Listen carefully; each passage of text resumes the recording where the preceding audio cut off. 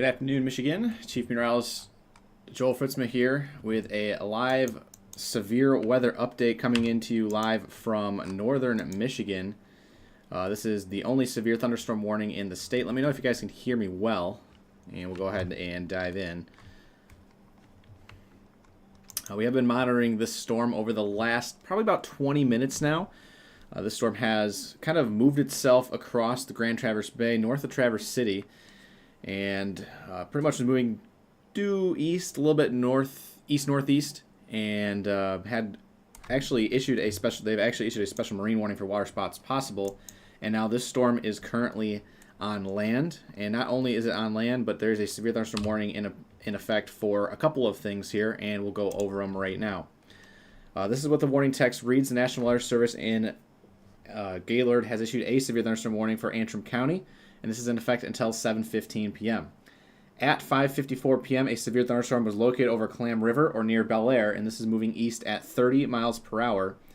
Hazards with this: 60-mile-per-hour winds, quarter-sized hail, and a tornado are possible with this storm. Impact hail damage to roofs or to vehicles is expected. Expect wind damage to roof siding and trees. This severe thunderstorm will be near Bel Air and Central Lake around 6 o'clock.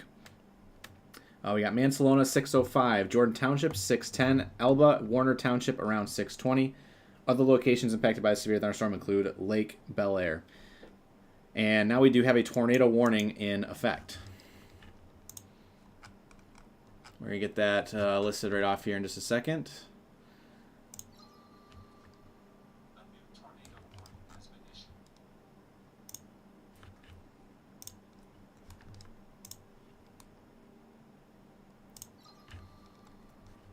Waiting for the details to come in here. This is going to be for the exact same spot. So there's the red box on your screen. This is a tornado warning in the red.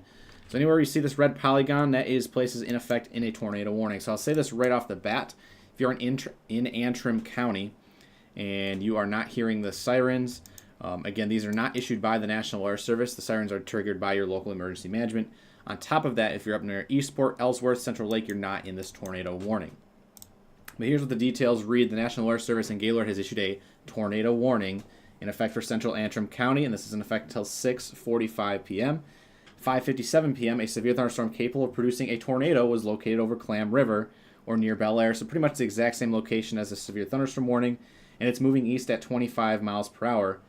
A weather spotter has also reported a possible tornado west of Bel Air, so if you are in downtown Bel Air, you need to be taking shelter on the lowest floor of the building.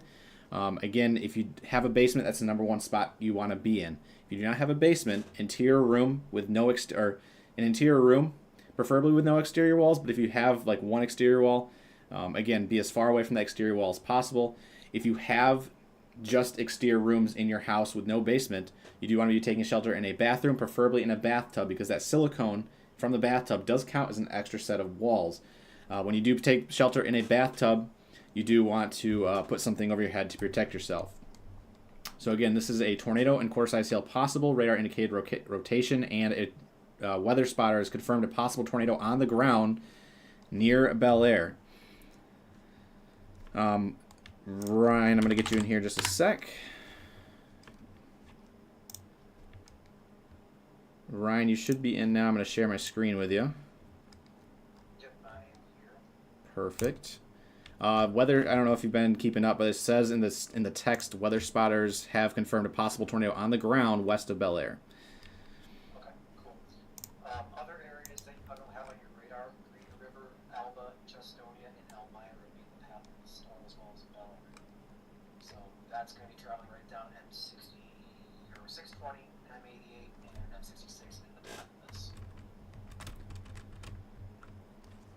Yeah, if we zoom in on the street level right now, so what we're looking at on radar is the reds and the greens from velocity. So where the reds are on radar, that's winds moving away from the radar site, and greens are winds moving towards. And where they meet together really close like this, that is where rotation is going to be the strongest, and the brighter the colors, the stronger the rotation is going to be. Now, if we flip over to CC, it does look like there has been a CC drop with this.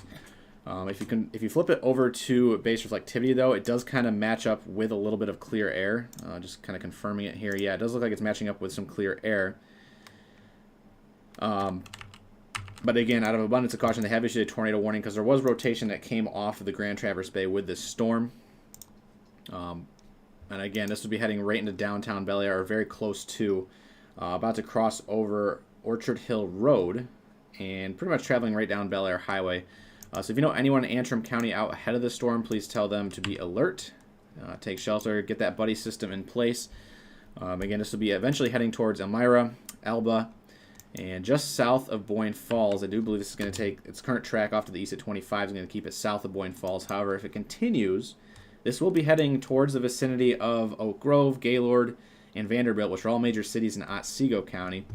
Again, there is a little bit of low-level weak spin out there in the atmosphere today. We call it low-level helicity at the lowest kilometer of the atmosphere. And when those conditions are just right and that surface space instability kind of latches onto that low-level spin, we can get some funny things to happen, and that's exactly what's happening out here this afternoon, September 22nd, 2025. Again, current time is listed there at the bottom of your screen as 6:02 p.m. Eastern. If you are not watching live, you'll notice that time might be a little bit off, so make sure to refresh your stream and come back in. So again, like and share, even if you don't know anybody in this neck of the woods of Michigan. Again, this is northwest Lower Michigan. If you take a zoomed out view, it's fairly close, about within an hour's drive of the Mackinac Bridge. But nonetheless, it's a tornado warning, so it is a serious situation for downtown Bel Air. And eventually moving into the M66 vicinity, and eventually US 131 to the north of Mansalona. My camera is now on, as my screen share is also on as well. So Cool. I do not have you in yet for your face. I'm gonna try now. Yep, there you are.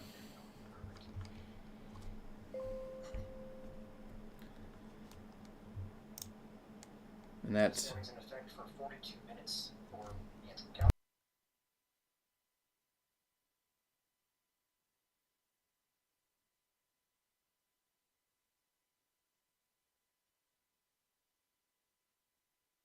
The text of the tornado warning does say radar indicated, so nothing is officially confirmed just yet. But with spotters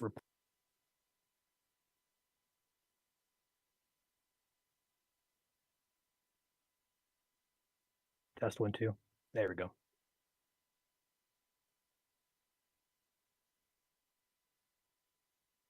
Should I repeat that? I can't hear you now. we're good.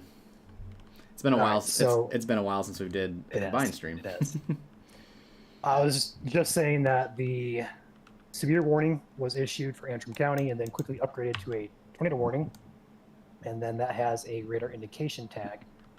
They just upped it to, I believe, ping pong ball size hail now with this storm as well. Yeah, ping pong ball size hail, as well as continuation of the radar indicated tornado warning for Antrim County. The text of that warning, I think Joel mentioned earlier, has wording that potential spotters. A weather spotter also reported a possible tornado west of Bel Air, is the official text there in the warning. So that just went ahead and updated. It's now ping pong ball size hail, as well as that radar indicated tornado. Yeah, if you do have, I see there's a comment in the chat here that you guys have video of that possible tornado on the ground. If you do have that, please send that in ASAP so we can get that over to Yes, the National please. Alert Service in Gaylord. Yes.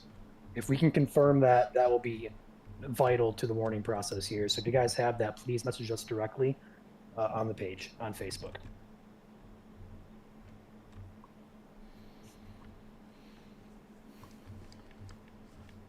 So we got a lot of different radar products we're going through. So this is your first one here. This is going to be the base reflectivity. So this is the intensity of rain that's falling and perhaps even hail.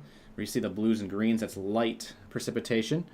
And where you have the yellows changing to reds and pinks, that is your heaviest of precipitation. And in pink, usually there can be some hail falling because the droplets are so large in nature. And we can cross-reference that with our CC radar. Anywhere where you'd see these kind of this violet red change into more of a yellow and a green, sometimes blue, but in most cases it'll be like a yellow and a green. That will be where your non-uniform meteorological objects are tumbling around the atmosphere. If you get these dark blues, then that's when we start worrying about non-uniform, non-meteorological objects. So actual like birds, bugs, debris, you name it, tumbling around the atmosphere. And when we go back and look at the radar scans here from a couple minutes ago, there was potentially in a spot where there was maybe some debris being lofted on the front side of the storm, but again, it does line up with what we call clear air. If you cross-reference that to our base reflectivity, that is where there's really no rain happening in the storm. So again, that's called clear air. But again, you know, the tornadoes do have a bunch of different shapes and sizes. The tornado can be out in front of the storm if, you know, the right shear vectors are there. So it's not impossible that that could have been a debris ball as it tracked across Torch Lake Road, Eckhart Road, and then now up towards Orchard Hill Road. Latest scan puts it just on and across M88, about a mile north of Bel Air. But yes, as Ryan mentioned, the tornado warning has been upgraded for the hail, and the max hail size now is 1.5 inches in diameter. Joel, I got a picture in chat here. I can't confirm it's on the ground, but is it definitely either a water spout or a very stout funnel cloud? I cannot confirm ground contact as trees are blocking it, but it's definitely something there. Gotcha. I'm trying to get more information on it. Okay. I was gonna say if you had like a location on it. Not this time. I'm trying to get it. Sounds good. So again, for those who are watching for perhaps not in this area, zooming out the big picture, this tornado warning is in northern Michigan. This is nowhere near southern and central Michigan, and it will continue off to the east-northeast at about 25 miles per hour. So again, if you're downstate, you do not have to worry about this tornado warning at the current time. The only places that should be worried about this tornado warning going forward, obviously, are going to be Antrim County, where this tornado warning is in effect. And if you are over in Otsego County, so major cities such as Elmira, Gaylord, and Vanderbilt, if this tornado warning continues to show its strength or its hail, and additional severe thunderstorm warnings or tornado warnings could be issued, likely within the next half hour to 45 minutes. Again, this is a rather slow-moving storm, so it'll take its time to get across Antrim County, but it'll be in Otsego County before you know it.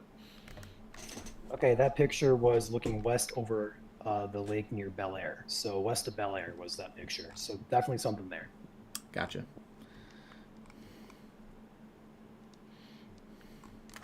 Yeah, if you are in Elmira, the warning box splits the town in half. So if you're on the west side of town, you might be getting alerts, and if you're on the east side of town, you might not. It also depends on, for your wireless emergency alerts, where the tower is located and where you're getting that reception off of. So if the cell tower is in the tornado warning box, and let's say you're about 3 miles into Otsego County, you may be getting that EAS alert or WEA alert on your phone right now, even if you're not inside the tornado warning box, which is helpful if you are out in front of that. But just know right now that if you are in Otsego County, in Elmira in Otsego County, you're not technically in the warning, but you would be up next for any additional warnings.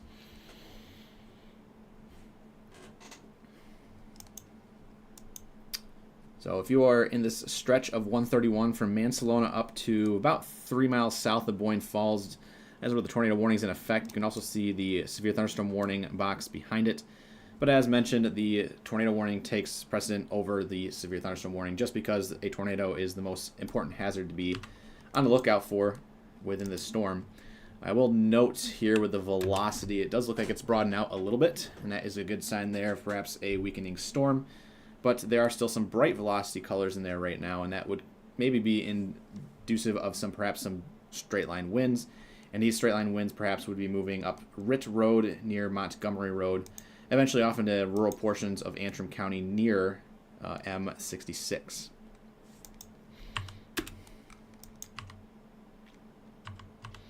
It did look like for a brief bit, just to the south of Charlevoix as well, was trying to do something, but because it's kind of embedded within the line, it's hard to get a lot of that clean inflow into the storm.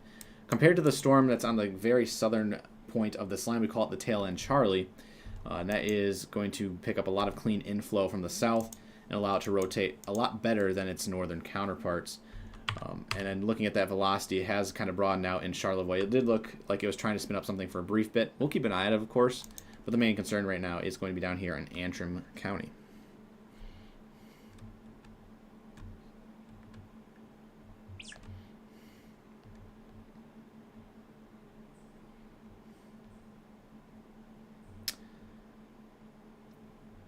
So yeah, as mentioned about 20 to 25 minutes ago, we were pointing out that this funnel was coming on shore from the Grand Traverse Bay, and literally not even 5 minutes later, they issued the tornado warning for it. So again, ahead of the game, and we want to make sure everyone is updated. So if you haven't followed us on Facebook yet, again, we're usually looking for these rotating storms ahead of time before they're even warned. Give our Facebook page a follow, Michigan Storm Chasers. We are also here live on YouTube, Twitch, and X this afternoon for your viewing pleasure. And again, this is what we do here at Michigan Storm Chasers all the time. Got you covered from beginning to end. So we will stay live here at MSC until both these warnings do expire and the threat for potential more warnings goes away as well. But at the current time, that is not the case, especially if you are now east of Bel Air, going up into the M55 corridor, and eventually towards Alba and Elmira. If you know anybody, picture in our comments now, looking across Torch Lake of what appears to be a funnel cloud at very least underneath a wall cloud. So this is all lining up very, very, very well. Got it.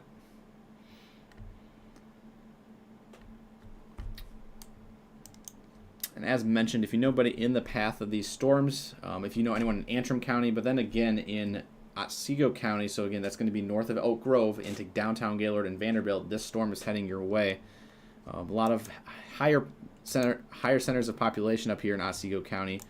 This storm will be heading towards within the next hour. As mentioned, these storms are moving east at 25 miles per hour, so it's going to take a little bit, but you can see what's coming to your west right now, and you do want to be taking your necessary safety precautions in advance. If you are out in like a trailer, for example, in Otsego County or far eastern Antrim County, take that safety precaution now. It's better to relocate to substantial shelter and then be totally fine after it's all said and done, other than staying around and kind of waiting to see what happens. So again, enact your safety plan, your weather safety plan now. If you're in a trailer, move to substantial shelter if you do have the time. If not, interior room, lowest floor of the building.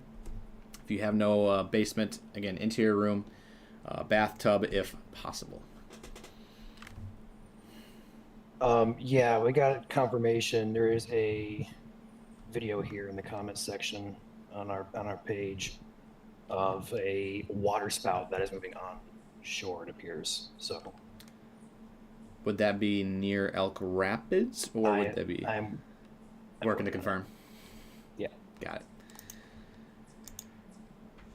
Looking at the rotation, it does look like it has kind of tried to reorganize. It's kind of bookend vortex back into itself a little bit here, but there is some weaker rotation now, and this is going to be just to the north of Bush Road, heading up towards an unnamed road here just to the west of M66. So a lot of two-track trails out here in rural portions of Antrim County.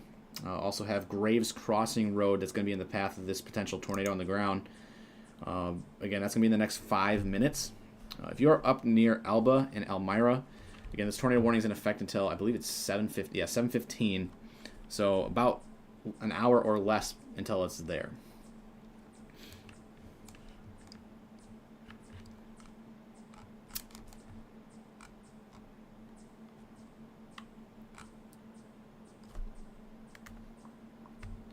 As mentioned, feel free to show you care, like, and share. You don't know who you are helping here in Michigan. Liking does help the algorithm if you're watching on Facebook or on YouTube. That pushes out to more Michiganders that you might not even know. So a simple like could go a long ways in saving someone's life. It's as simple as that. So again, we're going to be live here until this warning does expire, and we'll get these roads read off road by road as this rotation continues to move across Antrim County. As mentioned, this is really close to Bush Road, where it turns in toward, I think it was Rut Road. I don't remember where it was at here. Skinkle Road also is where this rotation is going to be. But again, this is going to be crossing M66 pretty shortly, about 5 to 7 miles north of Mansalona. And anywhere where you see this red box is your tornado warning. It is a level 1 tornado warning. So there's 4 levels, but no matter what, if you're in a tornado warning, you should be taking shelter, because that means a tornado is either on the ground or it could be on the ground at any second. These are reserved for the storms that are rotating the most. So if you're in the red box, respect the polygon and take shelter immediately.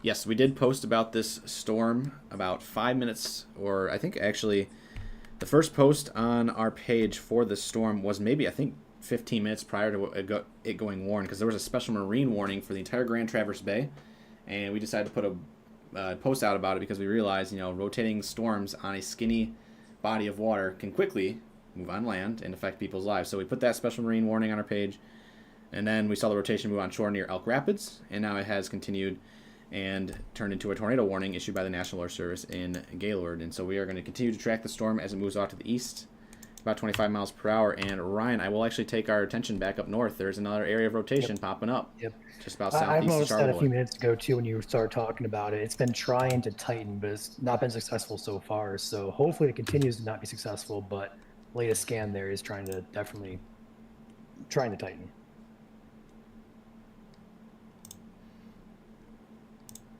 Areas out ahead of that area of rotation is going to be Horton Bay, Zenith Heights, Clarion, Walloon Lake, and we're going to say it should stay south Petoskey, but if you're in Petoskey, a good idea to keep alert if this does move up your direction, but it should stay just to their south of the city.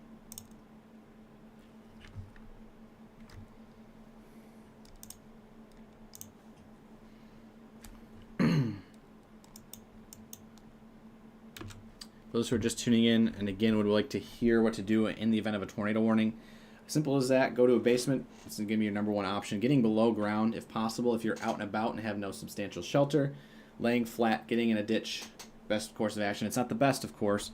You do want to be in a sturdy structure, but again, if you have nowhere else to go, lay flat in a ditch if possible. If you have no basement, interior room on the lowest floor of a building. If you have no interior rooms, a bathroom with a bathtub is preferred. Make sure to cover yourself with some sort of blanket or mattress.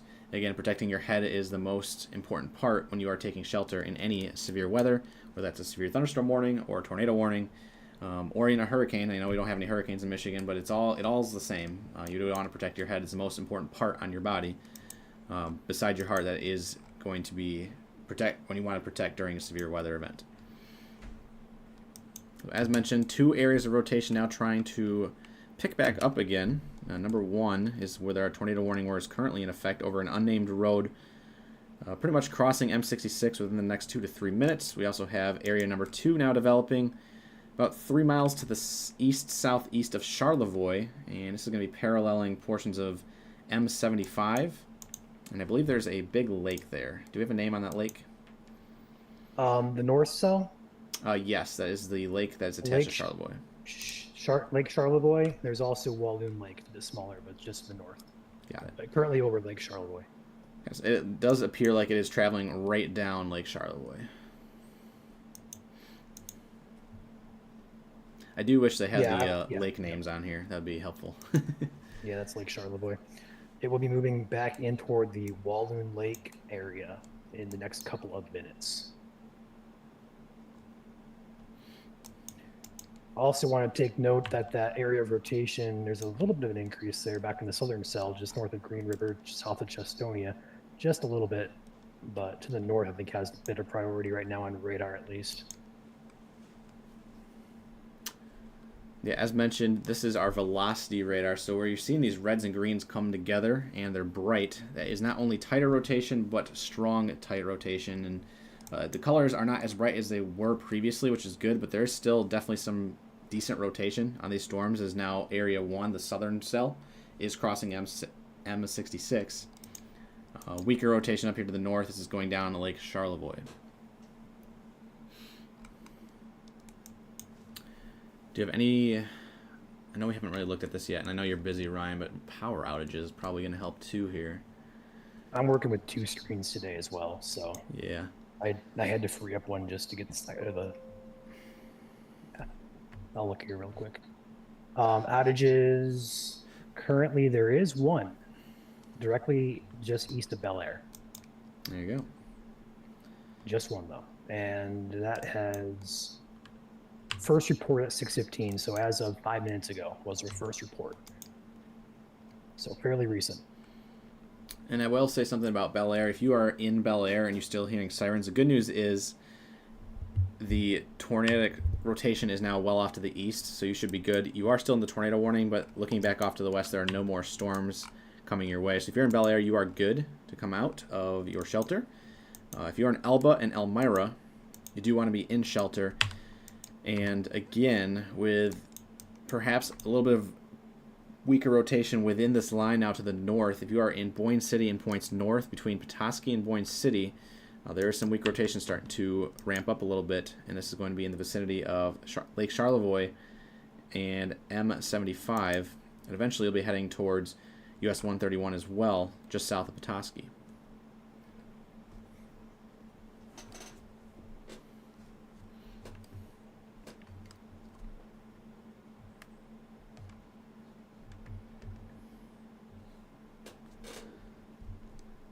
So this does go for Antrim, Charlevoix, and Emmett counties. If you're in any of those 3 counties, do you want to be on alert for rotating storms this afternoon?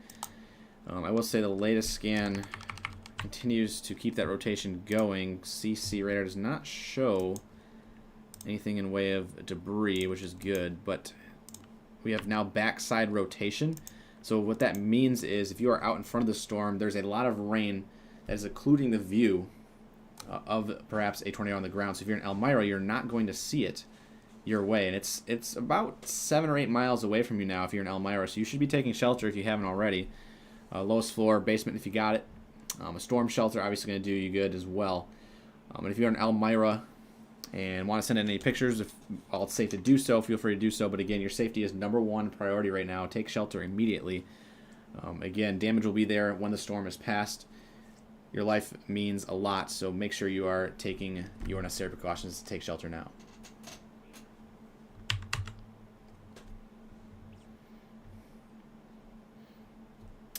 As shown in our 1 o'clock release of our severe weather outlook this afternoon, this area was in a limited risk, and in fact it was right on the edge of that limited risk into the general thunderstorm category. So it does go to show you here in Michigan, even on the lowest of days, where tornadoes not really expected, there was like I think there was a 0.2% chance of tornadoes today here in Michigan. So it really defying the odds. Michigan can and will throw surprises, and we've seen that many times before. So this is going to continue for the next at least 30 minutes, I would have to imagine, as it is still in a favorable environment, unfortunately. So if you're in Elmira, anywhere in Charlevoix or southern Emmett counties, do want to be on alert for occasional brief weak tornadoes. And of course, there's a lot of reds and pinks you're seeing on radar here. So this is on the normal base reflectivity radar, so there could be some large hail mixing in. This tornado warning was in effect for hail up to 1.5 inches. It has since downgraded to 1-inch hail, but still quarter-size hail is possible, and that will also leave small dents in weak things left outside. Yeah, they just went ahead and trimmed that back. I believe you saw it. They also reduced the hail size. Yep. So Bel Air is no longer officially in that tornado warning. Tornado warning still in effect for Elba and Elmira, though, on the northeast side of Antrim County. So if you're still hearing sirens over in Elk Rapids, I'm not sure what the siren policy is. Again, do not wait to hear the sirens. That should be your last mode of getting severe alerts. You're not supposed to hear sirens out or indoors anyways. They're called outdoor warning sirens for a reason. But if you happen to hear them over in Elk Rapids, Central Lake, if you're over in Ellsworth, Eastport, and you're still hearing sirens, that is because you have a county-based warning system that no matter where there's a tornado warning in your county, that means the sirens are going to sound. So Elk Rapids, all those places I just mentioned, Central Lake, Ellsworth, Eastport, and Bel Air are no longer in a tornado warning or were never in a tornado warning. If you can see this red box on your screen here, that is where the tornado warning is actually in effect. So please be taking shelter if you are in this tornado warning.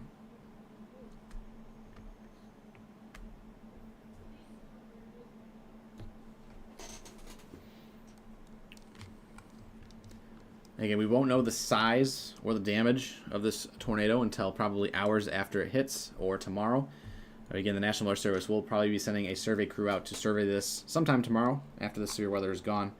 The #1 priority right now is making sure they're getting alerts out to everybody who needs them. And again, up next, if this storm can continue its rotation, it would be Otsego County next up for any alerts. And I see they are trimming the severe thunderstorm warning back as well, which makes sense. So that severe thunderstorm warning and tornado warning are pretty much in the exact same spot. As mentioned, the tornado warning takes precedent over that severe warning.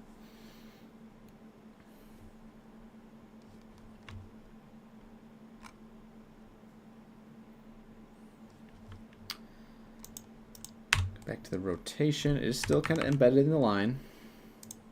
Correlation coefficient does not really show any lofted debris, which is good, but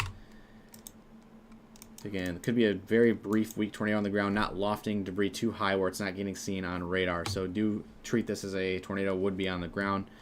This is over. Let's see if I can find some road names here. There's a lot of 2-track roads out here in rural Antrim County that do not have names on them. So unfortunately, I'm not going to be able to give you some crossroads, but there are a couple out there in rural Antrim County.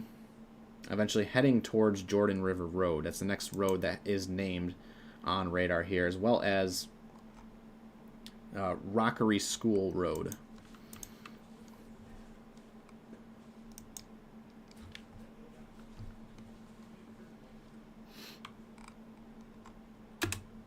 Latest scan for the rotation up in Charlevoix County. The reds and greens have become a lot darker, so that means the rotation has kind of weakened a little bit. I will note that there is still some different wind fields moving within this line, so we could see this kind of ramp back up soon. We do have some cells merging actually right over Boyne City, so we'll have to keep an eye on these two, Ryan, as they continue to merge within the vicinity of M75 there in Boyne City. Check out your latest scan on the north edge of that warning. We have some velocity trying to wrap up right there. Yep. So that is directly over M32 at Freeman Road and Adams Road. So it's right where M32 kind of makes a little bit of a jaunt, half-mile jaunt down to the south. And that is the main stretch of road between East Jordan and Elmira. So if you're in the M32 corridor now on the north side of that tornado warning, even back here, it's not the strongest, but if you're in Elba, there's a tiny spot where there could be, quick spin-up possible in Elba. So we have, similar to what we saw with our bigger events earlier this year, Ryan, down in West Michigan, where we have all these little notches within the line. And they're on the backside of the line, too, which is even more dangerous because you won't see them coming. We have 1, 2, and 3 notches all inside this red box.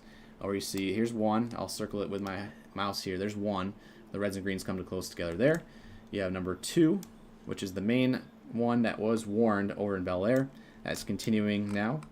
And number 3, which would be just outside of Elba, moving into the 131 region. So if you're anywhere in this red box, you should be taking shelter right now.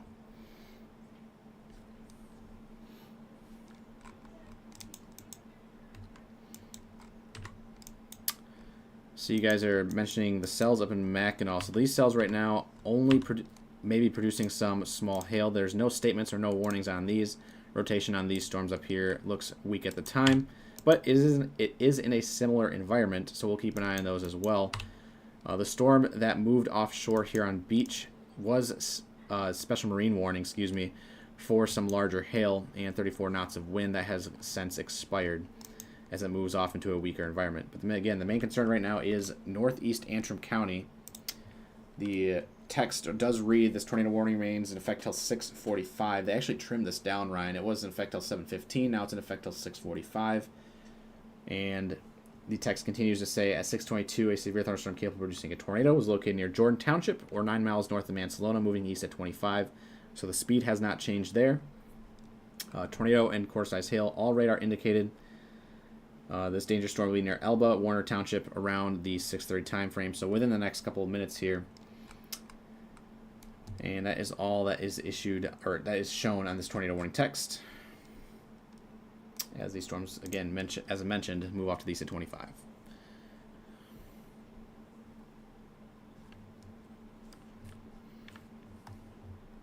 Waiting for another scan to come in. I believe we have a new scan coming in just a second here. We do.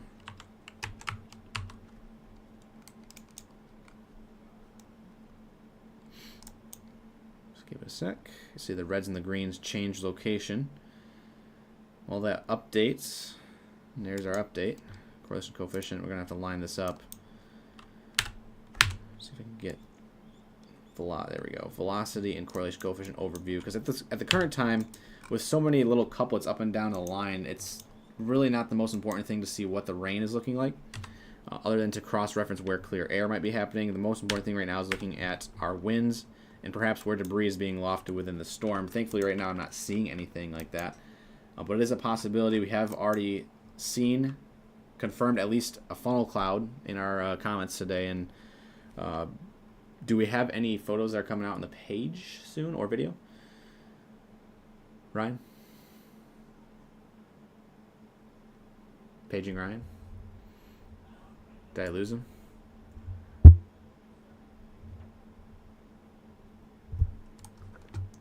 Hold on.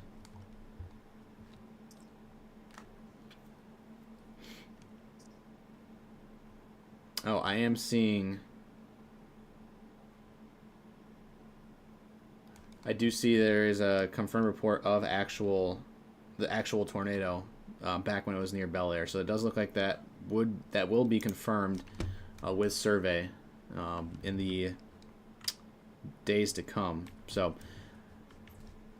does look like we've had a tornado so far this afternoon, so the environment is conducive for it. So do take these storms very seriously. At the current time, this rotation is a bunch of different dots up and down this line, or vortices, that could spin up a tornado at any time. So if you're in the red box, respect that polygon, take shelter. There is now a video up on the page with the tornado across Torch Lake. Perfect, thank you. It'll be up on all platforms shortly. Oh, yep. Wow. That is a very impressive waterspout / tornado. Yeah, looking at the Stephanie's comments, it looked like it moved on to land and it kind of dissipated pretty quickly. So hopefully it didn't continue too far, but it definitely did move on to land off of Torch Lake at the very least. So that will most likely be confirmed as Michigan's 31st tornado of the year. Of course, Gaylord and WS will have to send a survey crew out there to survey and rate the damage or get help from emergency management. Oh my. Apologize, you guys could hear that. That was TikTok opening. I'm trying to post it on TikTok, and of course the feed automatically plays. So I didn't hear anything, so I think you're good. But okay, good. It was a dog whining. 1331. That is something to monitor as well. Although, believe that's going to be. Oh gosh, I'm gonna have to line this up here.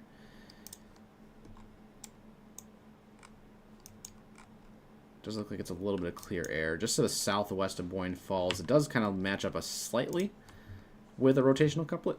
I don't know if you're seeing that too, Ryan. Where at? Just outside of the tornado warning, about 2 miles southwest of Boyne Falls. Okay, I got you. Let me look at it. There's a little bit of a CC velocity overlap. The CC is out ahead of it a little bit, though, so it does kind of match up with clear air. It's clear, yeah. Velocity would be the giveaway for that. So the good news is it does look like our rotation, all our little velocity couplets up and down this line are weakening out a little bit, but still be on alert. Tornado warning does continue. They have trimmed it back even further now. Still remains in effect till 6:45. Okay, severe thunderstorm capable of producing a tornado was located near Warner Township or 10 miles southeast of East Jordan, moving northeast at 25 miles per hour. This red box continues to shrink until it eventually will disappear, and we hope that disappears soon. We'll have a moment. Shout out to Chief D for becoming an EF0 member here on our YouTube channel and gifting a membership as well. Appreciate you. And Brittany for the $1.99 super chat. Thank you guys for supporting the channel. Allows us to keep these live streams going for y'all 24/7, 365 days a year. Again, for those who are new and watching here, perhaps from northern Michigan or from anywhere around the state, I'm Chief Meteorologist Joel Fritzma alongside President Ryan right below me there on the screen. We are the Michigan Storm Chasers. We've been doing these live streams for all 83 counties in Michigan anytime there's a severe warning issued. And we do cover them from beginning to end. And we have not missed a warning since the start of 2024. So ride along with us. Hit that follow button today if you're new here. We'd love to have you be a part of our team.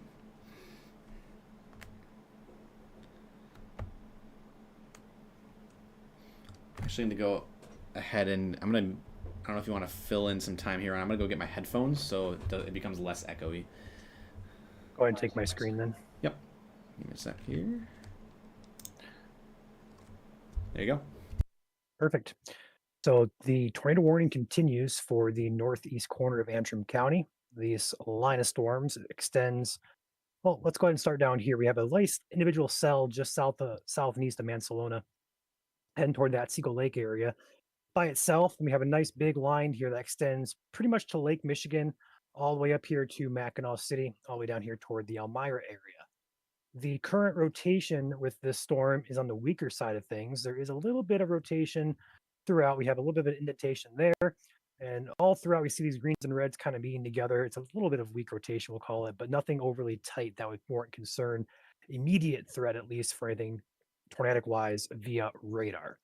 Further north here, we do have some showers and storms continuing. The velocity on that does appear to be pretty weak in nature. But if you're up there in the Mackinac City area, it is worth noting that we do have some heavier showers and storms over you guys currently. Also, want to take note a new warning now incoming now for Charlevoix and Otsego counties. This is going to include Vanderbilt and downtown Gaylord. This is going to be quarter size hail, 60-mile-per-hour winds, as well as a tornado possible tag. Again, severe warning now in effect until 7:45 p.m.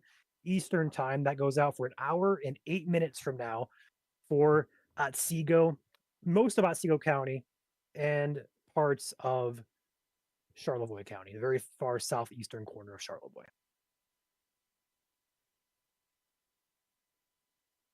To the east northeast here at about, text of the warning says 30 miles per hour. The text of that, any special text in here?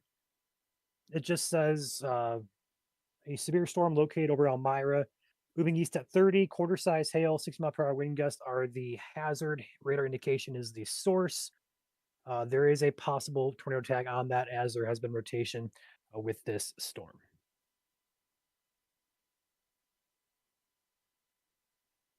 Testing the audio now. Speak for me, Ryan, if you want. Test 1, 2, 3. Do not have you yet. Give me a sec. I gotta get the Discord voice changed over. Alright, try now. Test 1, 2. There we go.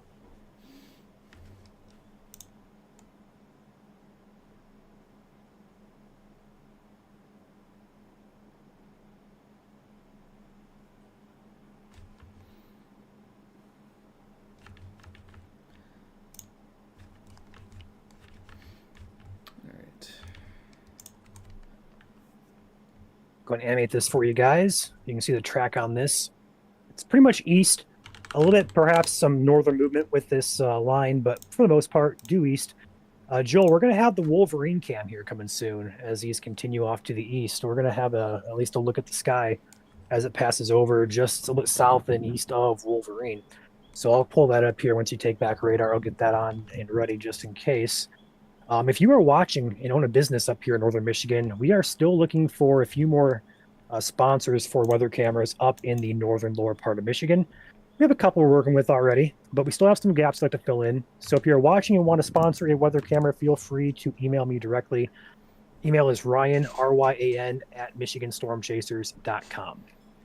I was actually going to go ahead and say something about that, Ryan. This tornado was first spotted on a local webcam up there. And while it wasn't our webcam that it was spotted on, again, it goes to show you that these webcams can and will help out when it comes to spotting severe weather in real time. Because if it wasn't for that webcam, this tornado likely was not going to be warned. It was probably just going to get a severe thunderstorm warning with a tornado possible.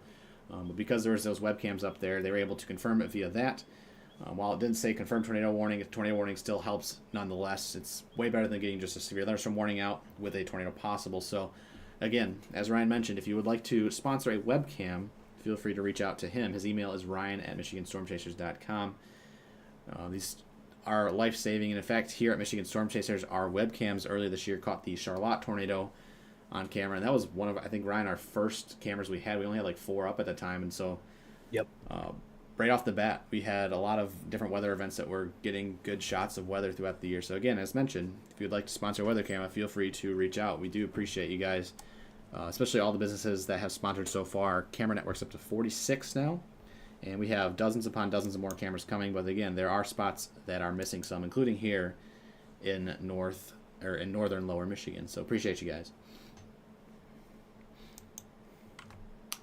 Good news is the tornado warning has been canceled 5 minutes early. Severe thunderstorm warnings do continue, though.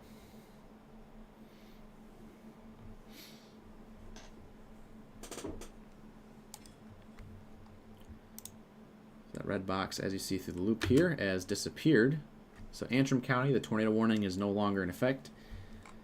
But an extension of the severe thunderstorm warning, unfortunately, has been issued, as Ryan mentioned, in effect till 7:45. Includes those cities of Gaylord, Elmira, Vanderbilt, Spar, Eastern Corwith Township, and Pickerel Lake. All between 6:40 and 7 o'clock are the impact times on those. Again, it's going to be Gaylord, probably going to be close to about 6:50 here. And the special text says remain alert for a possible tornado. Tornadoes can develop quickly from severe thunderstorms. So anywhere you see this orange box, you are in a severe thunderstorm warning if you are residing inside of it right now. So that is downtown Gaylord, downtown Vanderbilt. The cutoff for Otsego Lake, the south side of Otsego Lake is literally the edge of that severe thunderstorm warning. So if you're on Otsego Lake and points north up towards Oak Grove, you are also in this severe thunderstorm warning, tornado possible.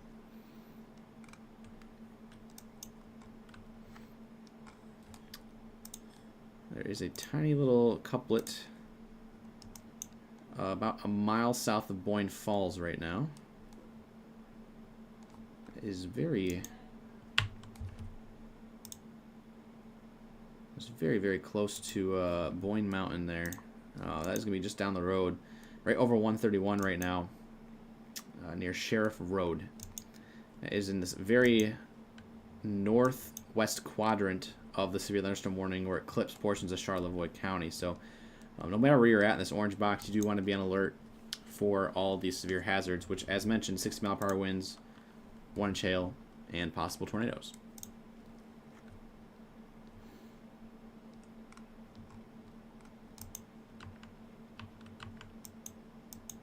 The southern cell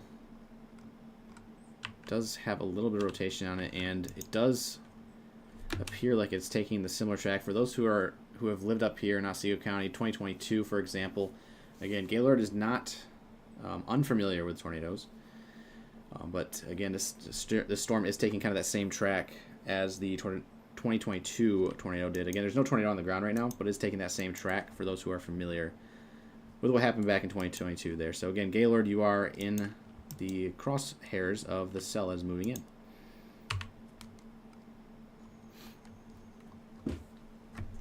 The good news is right now the rotation is very broad and weak in nature, so let's hope it stays that way. Shout out to Cindy real quick with the 1999 Super Chat over here on YouTube saying thank you for looking out for all of Michigan. Appreciate your work. Of course, Cindy, thank you for your support as well, helping these streams continue. Appreciate you for tuning in today, and of course, thank you guys as well for tuning in and getting the information you need in a timely manner. We're going to be here until these warnings expire this evening.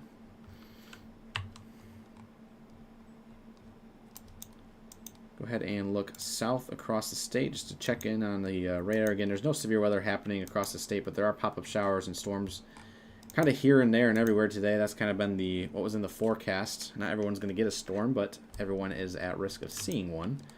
A couple cells popping up in Oakland County, not severe. A couple rain showers moving in towards Manistee, Ludington, and through Oceana, and eventually into Newaygo County in West Michigan. Moving up into the UP real quick, radar check up there.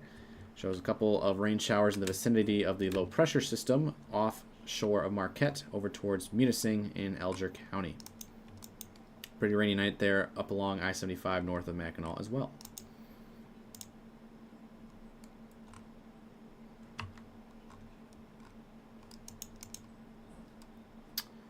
Go ahead and update our storm motion vector on this. This is going to be 250 at 28 knots. That'll update the velocity a little bit. There is now a flood advisory in effect for Emmett County. Do you have that on radar Omega? I do not. Not yet, okay.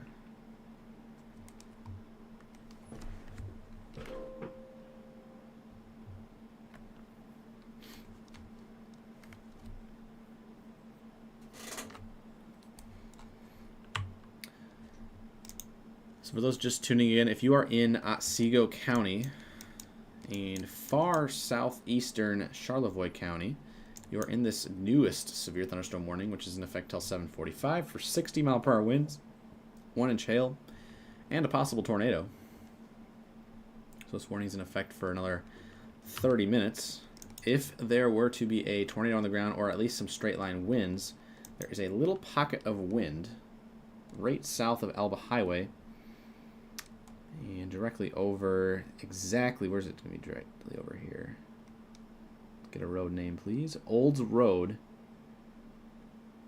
at Snow Ridge Trail. So this is right on the Otsego Antrim County line, and in fact has now updated and has now moved into Otsego County fully. So this is now pretty much heading directly down Old Stump Road and points north. Good east-west road here is going to be Old Elba Road, as mentioned. And it's really frustrating that a lot of these roads don't have names out here because we can't really pinpoint it down exactly. But Old Elba Road, about 2 miles into Otsego County, on the western side of Otsego County.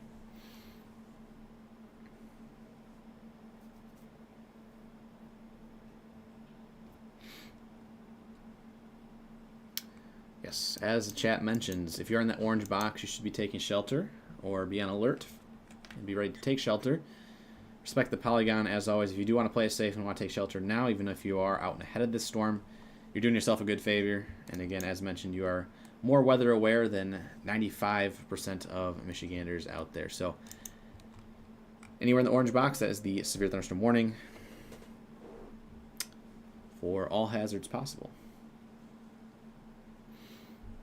Vanderbilt also in that severe thunderstorm warning as well. See that mentioned here in chat. Looking back to the north, higher velocity couplets starting to try to pick back up here on the eastern side of Charlevoix County. Some of it not even in that severe thunderstorm warning right now. For example, we have near Fraley Road at Springbrook Road, a lot of this green here is going to be higher winds. So even if it's not rotating, that could be some strong gusty winds bringing down some small branches, perhaps medium-sized trees. So please take this into account. You're not in a warning up there in northeastern Charlevoix County, but some strong gusty winds could be moving in. And eventually would be heading towards Wolverine, which is in Sheboygan County, southern Sheboygan County. And we do have a Wolverine cam live up there that we could utilize as these storms head that way.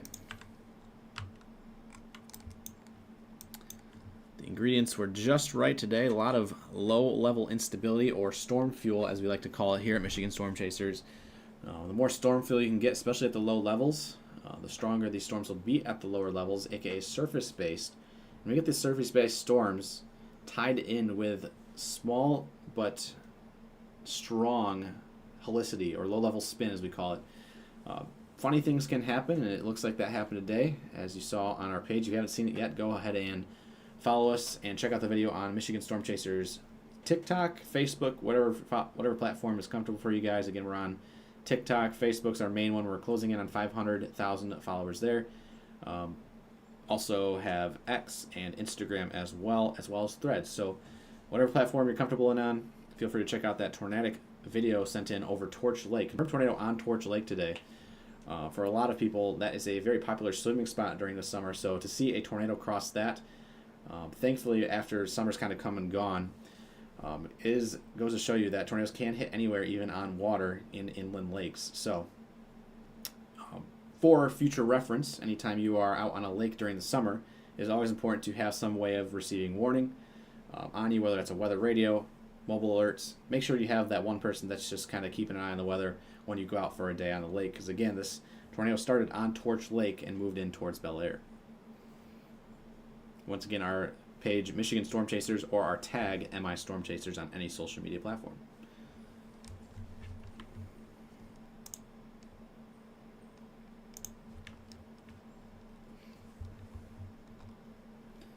Latest update for our gusty winds, or perhaps weak rotation, continues right down Old Elba Road. Trying to spread out a little bit to the south now, down towards Old Stump Road. And anywhere from Otsego Lake north to Gaylord is going to be in line for this cell right here. A lot of those pinks that you see on your normal base reflectivity radar are going to be a sign of perhaps some larger hail As mentioned, the severe thunderstorm warning not only affect for rotation tornado possible, but 1 inch hail is possible with the storm as well. Looking to the north, once again at our winds, which is this velocity area that shows a lot of these reds and greens. Anywhere we see these reds and greens close together, that is where your rotation is going to be. Now, granted, it is weak, but there are some reds and greens kind of close in vicinity near Chandler Hill Road and Springvale Road in far northeastern Charlevoix County. So if you are in Vanderbilt, Wolverine, Gaylord, Oak Grove, down towards Otsego Lake, pretty much anywhere up and along I-75, south of Indian River, down to Otsego Lake, you are in line for these strong, but two potentially severe storms this evening.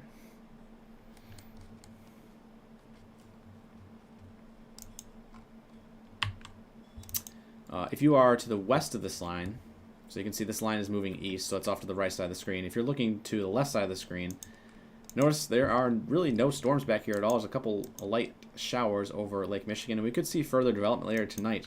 But in the meantime, as it stands right now, over the next hour, 2 hour, 3 hours, if you are back here in western Charlevoix County, western Antrim County, where the tornado warnings, severe thunderstorm warnings were in effect, you guys are good now. So if you're in Charlevoix, Boyne City, East Jordan, Ellsworth, Central Lake, Bel Air, Elk Rapids, Mansalona, Elba, and now Elmira, you guys are all good. If you're in Boyne Falls, hold off maybe about 2 more minutes here. The storm is still kind of over you right now. But about 2 minutes from now, the storm should be completely clear from you. And that would go for anyone along and west of US 31. We can kind of clear from the severe weather in this initial line. Another cell trying to pop up here. Tiny little cell with perhaps some gusty winds. Just to the north of Tower and Onaway in eastern Sheboygan County. And this storm is continuing to go pretty much due north with a little bit of eastward motion on it. And it's going to be going towards Black River Road here in Sheboygan County. Going to stay to the east of Sheboygan. But if you're in Huron Beach, that's another story. You do want to be on alert for that. The storm is not severe, though. Just mentioning that the storm is popping up, and we are going to be watching it as well.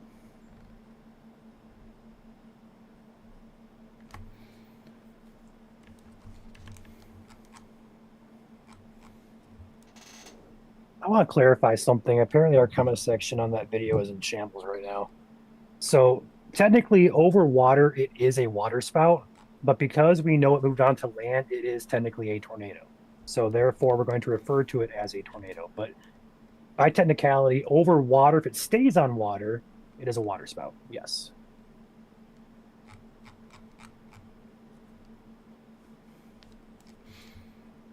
Yeah, good point Joel, here. the velocity on that is increasing there, just west and south of Gaylord, just a little bit. Yeah, it does look like there's a pocket of strong gusty winds starting to downburst now. Would not be surprised there is a nice core on that. If you flip it over to base reflectivity, lots of pinks, lots of reds, a lot of heavy rain that's in that storm. That's got to come crashing down at some point. So if you're in Oak Grove, Otsego Lake area, southwest side of Gaylord, downburst likely ongoing in just a moment. I saw a chat from here from Tangi saying that the cell to the north looks like a supercell, and that is the case today. There's, again, a lot of that low-level spin in the lowest kilometer, the lowest mile of the atmosphere, and that can allow the storms to kind of look like they're shearing off to the northeast, which is exactly what the storm is doing near Tower and Onaway. But you get that tiny little kidney bean shape on the south side of that storm, and that is where all that low-level rotation, if any, is going to be. When you get that spin, that's how allows that storm to have that little bit of a C shape to it. So we're watching these tiny little micro-scale supercells out there today as these cross northern Michigan. At this point, now that these storms are crossing I-75, this is pretty much to the point now where this is all general thunderstorm category. Now, again, the Storm Prediction Center did not list any of Michigan in a severe risk today. We here at Michigan Storm Chasers had a limited risk, but that was pretty much for areas to the west of I-75. So once it gets to Gaylord, Vanderbilt, it's going into general thunderstorm category. So when you're here in Michigan, any time of the year, even on our weakest days, surprises can happen. So this is what's exactly happening right now as this moves into Oak Grove and Gaylord. You do want to be on alert, especially if you're in Oak Grove in the southwest side of Gaylord. Again, we're looking at these very bright velocities moving in here. We see these bright greens and bright reds. And notice how the reds on the north side of the storm, the greens on the south side of the storm. Instead of that being rotation, those are winds heading in opposite directions, given relative positioning to the radar site. So, as mentioned, the radar site is about 2 miles to the south of the storm right now, and you see the greens on the south side of the cell heading towards the storm. On the north side of the cell, they're in red, so they're heading away. So that shows you that that's a downburst ongoing and not rotation. Now, granted, the atmosphere is favorable for spin-ups, but downburst is ongoing. Keep mentioning it. Old Elba Road is pretty much what's going down right now in Oak Grove.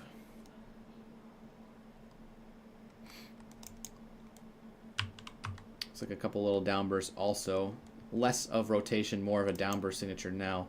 The far northwest corner of the severe thunderstorm warning in the southeast corner of Charlevoix County. That continues up into perhaps far southern Emmett County, and these cells up here on the north side of the line are moving into southern Sheboygan County in the next couple of minutes. Looking over here to our YouTube chat, shout out to Pridona, or Donia, with the $10 super chat saying, a little something extra to go along with my Patreon. Excellent call on this level 1 severe risk today. Panned out in a big way. Thank you very much for that nice compliment. Appreciate you for your support on Patreon and now here on YouTube. You are awesome. Thank you for also being a part of the team. Goes a long ways here at Michigan Storm Chasers to help these streams go back to you guys.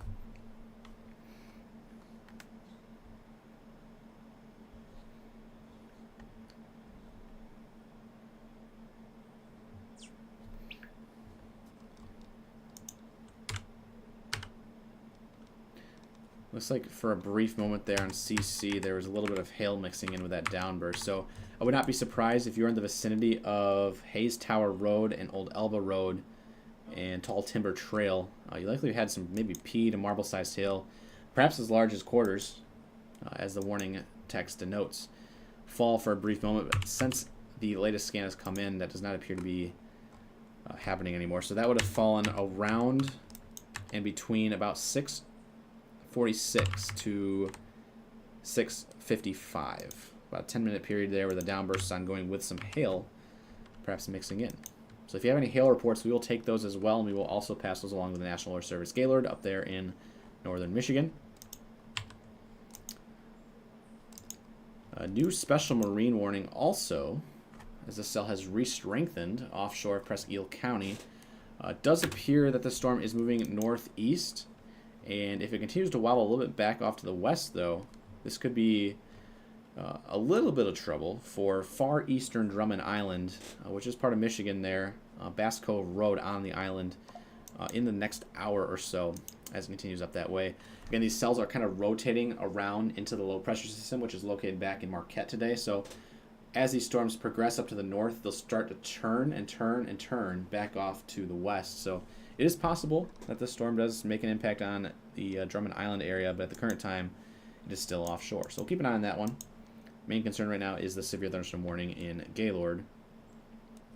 It does look like, Ryan, that middle cell is trying to dip a little bit more south and combine with a tiny little cell moving into Osseo County from the southwest corner. Yeah, it's trying to merge there. We'll see if it's successful, which it probably will be here over at Seagull Lake area. You're talking about the one up to the north? No, this one, yeah, the one near Osseo Lake. There's a tiny little cell that's kind of merging in with it. But there is also mergers happening as well near Vanderbilt and Wolverine, too. Yep.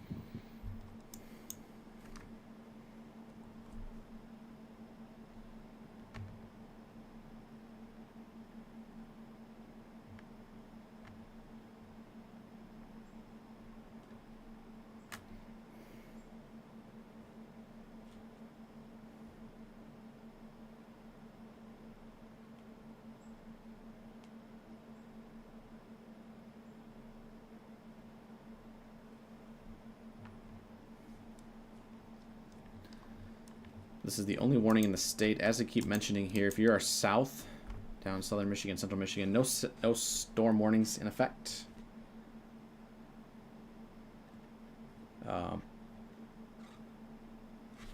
But, again, there are storms still possible later tonight, overnight, as humidity levels still stay increased throughout Wednesday and Thursday this week.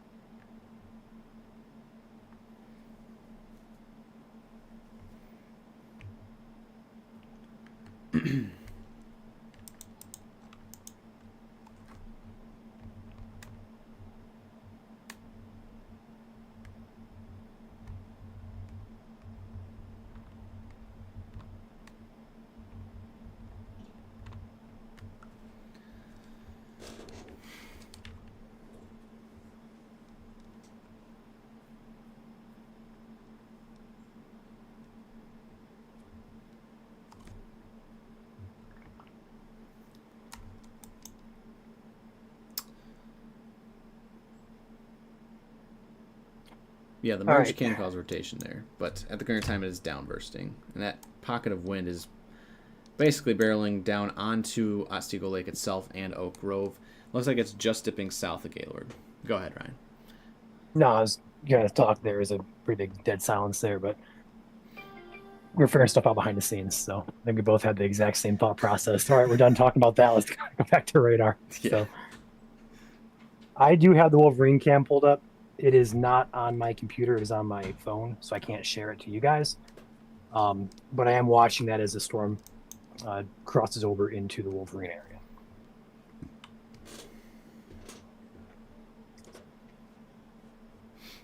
Got AX Crocker 88 in here, back for month number 16 as a member, one of our longtime team members here, channel supporters, as an EF0 member, saying good coverage on this one, guys, with the MSC logo. Appreciate you for supporting us and the very thoughtful comment. Thank you for supporting us as always, and of course, as our motto reads, we got you covered from beginning to end, so we will stay live here until this warning does expire, and we'll continue to watch these storms progress off to the east this evening.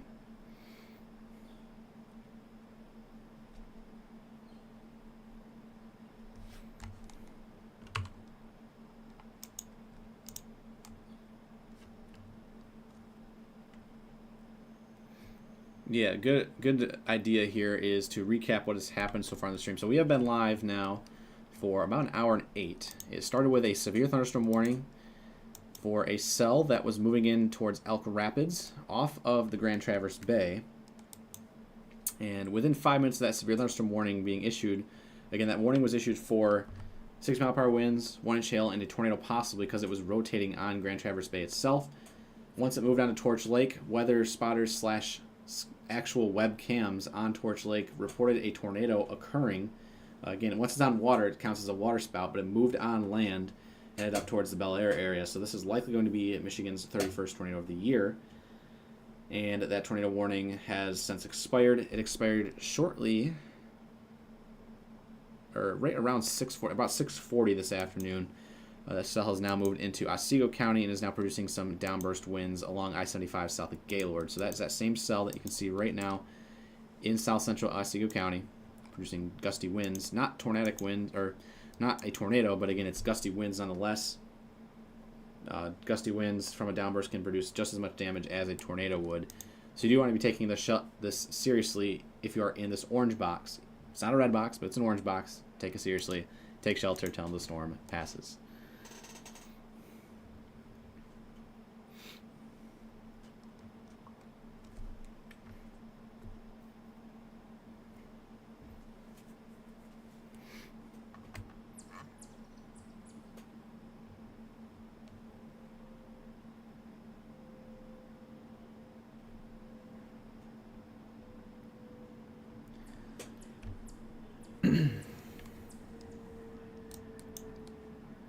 Quick reset here. Current time is 7:05 Eastern on September 22nd, 2025. I'm Chief Meteorologist Joel Fritzma here in our studios here at Michigan Storm Chasers. Cover every single severe thunderstorm warning, tornado warning in the state live from beginning to end. I've been doing it since full time since the start of 2024. We've been around since late 2022. And we have, between all of our social media platforms, over 500,000 followers. So make sure to hit that follow button if you're new here today. We want to see you guys have that weather safety and never miss a severe weather event ever again here in the state of Michigan. So again, like and share, show you care. Hit that follow button if you're new here. And as always, we'd love to see you back here for more streams in the future. If you would like to become a paid supporter, again, it's totally optional to do so, but hitting the join button here if you're watching on YouTube or the subscribe button if you're watching on Facebook is the best way to support us monetarily. Again, it's totally optional to do, But even the littlest amounts does help keep these streams going in the long run. So we do appreciate you guys' support, whether that's free or that's monetary, it all helps the same. So thank you guys so much for watching this evening. We are continuing our live coverage here at 7:06 now. And kind of a tornado out of left field, as you would call it, here on a day where severe weather was very, very slim. The odds of severe weather today were 1%. And again, Michigan loves to divide the odds every once in a while, every summer. So technically, actually, it's the first day of fall. Fall started about 2:19 this afternoon, I believe, is the official time there. The equinox occurred. So first day of fall, I will say, is ringing it in with a tornado. That is very true, Joel, and that is our next post on the page. Yeah. Happy fall. Happy fall, tornado. Now, if you guys remember last year up in central Michigan, there was a tornado in late fall that was confirmed because of leaves. It was basically the version of a leaf nado. Really caused damage to, I think, one or two trees out there, and I believe it was Gratiot County. But it would have probably never been surveyed if it wasn't for the leaves being picked up in the circulation itself, because it was late fall and all the leaves were falling. So, again, we do get tornadoes in the fall, and it is not uncommon that we do. So, while our severe weather season is now winding down, you do want to keep your head on a swivel here in the fall season when we get just the right amount of ingredients available and low pressure systems that allow these ingredients to form.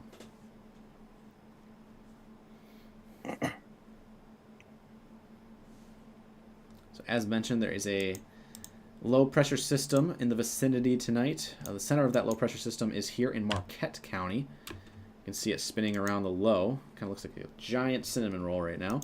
So that is helping some lift out there. We got some decent shear because there's a low pressure system in the vicinity as well. And because the winds are ripping at the surface, it's allowing a lot of warm, moist air to kind of funnel in. And you have all those factors combined, you get rotating storms like we've seen this evening here in northern and lower Michigan. So shear, lift, instability, and moisture actually were all on display today. Weaker, but still there. Just had a spotter report on Spotter Network of a rotating wall cloud over Otsego Lake as of a minute ago. They are on the back side of the storm, and they're looking to the east. So, not sure if that's true or not, but again, I would not be surprised given the nature of the storm so far this evening. In fact, we actually saw a wall cloud down in a cell in Kalamazoo County earlier this evening, and the rotation there was not even that strong at all. There was a special weather statement effect for 40-mile-per-hour winds, and that was it. But there was a tiny little bit of rotation there, and it was just enough to get a wall cloud to form, which, for those who don't know, a wall cloud is like the first stages of tornado genesis. Not all wall clouds are going to form tornadoes, of course, but you basically need a wall cloud to get a tornado. So, again, they are possible today, and we would not be surprised if you are in Otsego County and you are seeing one right now. If you're looking for wall clouds, look for a distinct boot shape cloud underneath like a big base of a storm.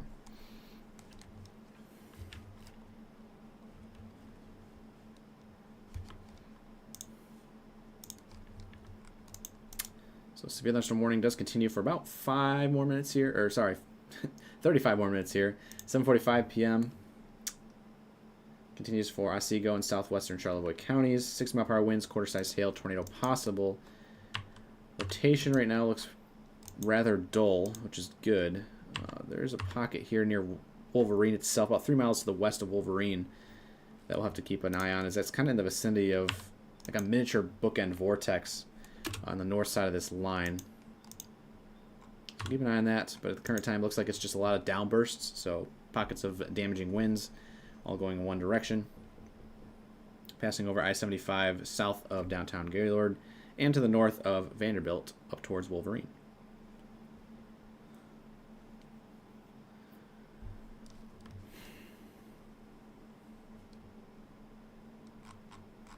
No problem. Thank you guys all for the nice compliments and comments in there. Appreciate you guys for watching this evening. Okay, we've been live now for hour 15. The severe thunderstorm warning continues for Otsego County in northern and lower Michigan. As mentioned, if you are in central Michigan, southern Michigan, or the UP, there's no warnings in effect. This warning only concerns 1.5 of Michigan's 83 counties.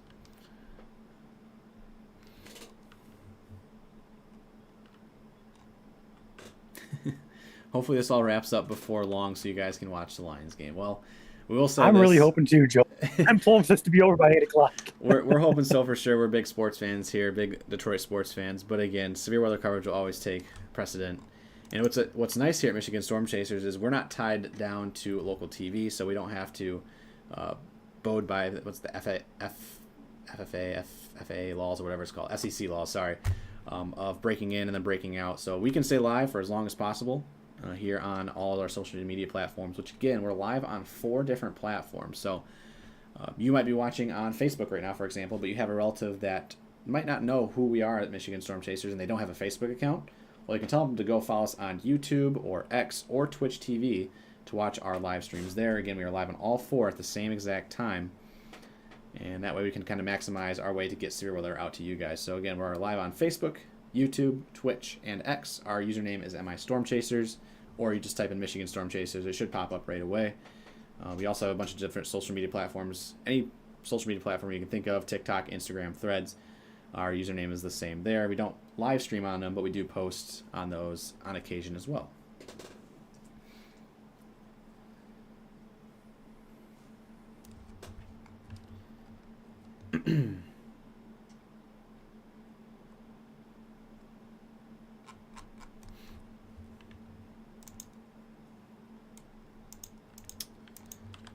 So I will go back off to the west just because there is a little bit of storm action out here. There is a line that is forming in Wisconsin. It's been moving slowly across Wisconsin all day.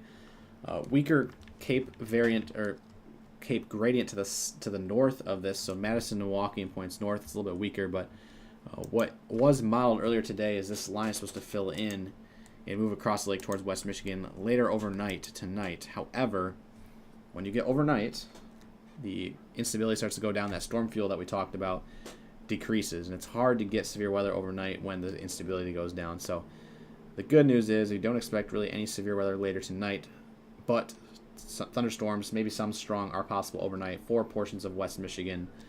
So we'll have to keep an eye on that as we go later tonight. But at the current time, the only severe to be worried about is up here in Otsego County.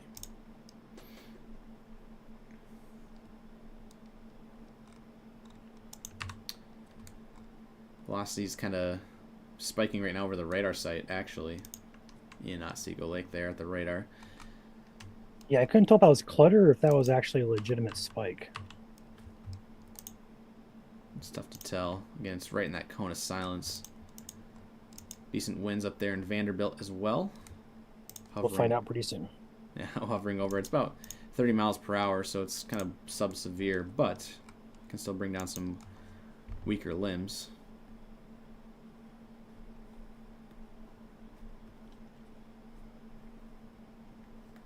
Will this be our last severe thunderstorm weather for the rest of the year? It is. That's something we do not have an answer to, unfortunately.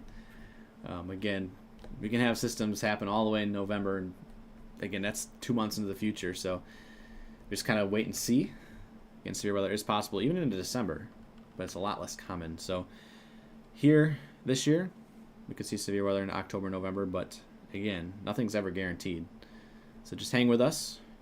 If you follow us here at Michigan Storm Chasers, you'll never be out of the loop in terms of when severe weather is a potential, even if it is low, just like today was. So hit that follow button if you haven't.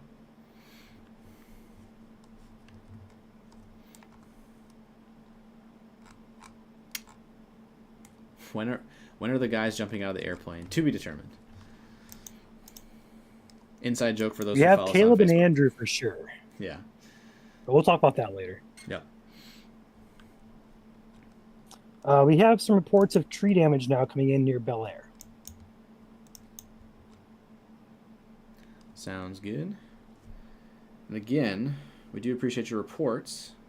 We haven't reported that. We haven't really mentioned this yet in this stream today, but there's a lot of ways you can send in damage reports to us here at Michigan Storm Chasers. You can send them directly into the page, or we have groups on Facebook you can join. So Michigan Weather Reports, type that in your search bar if you're on Facebook right now. Michigan Weather Report. It's a group with about 91,000 people in it.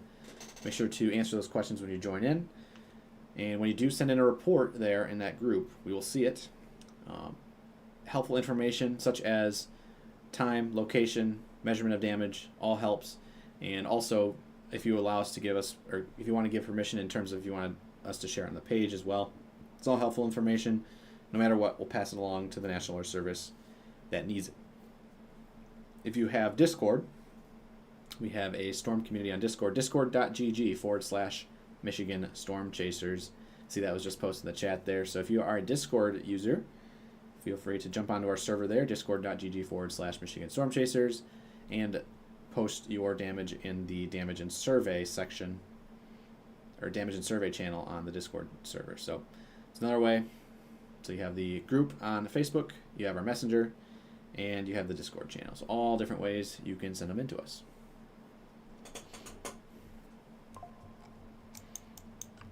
So for those just tuning in out of the loop, we had a confirmed at least waterspout likely tornado on Torch Lake this evening in Antrim County. And that moved into the Bel Air region, and as Ryan mentioned, confirmed tree damage coming in now from the Bel Air area. The warning was just trimmed back. They continued the possible tag for the tornado, as well as continuation of 60-mile-per-hour winds and quarter-size hail.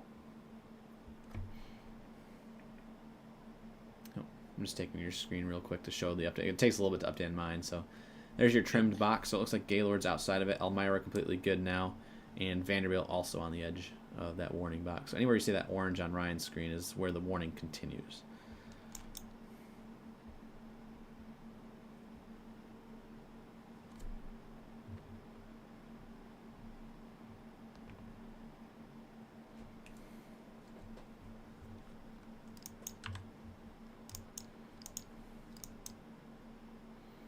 A cell on northern Lake Huron continues to wobble a little bit to the west. So we're keeping an eye on that one as well. It heads up towards Drummond Island, but as mentioned, it's staying on the water right now, and we love to see it. So, not good news for boaters, of course. So if you know anyone that's boating out there, let them know. Avoid that blue polygon, that special marine warning. Basically the equivalent of a severe thunderstorm warning over the water.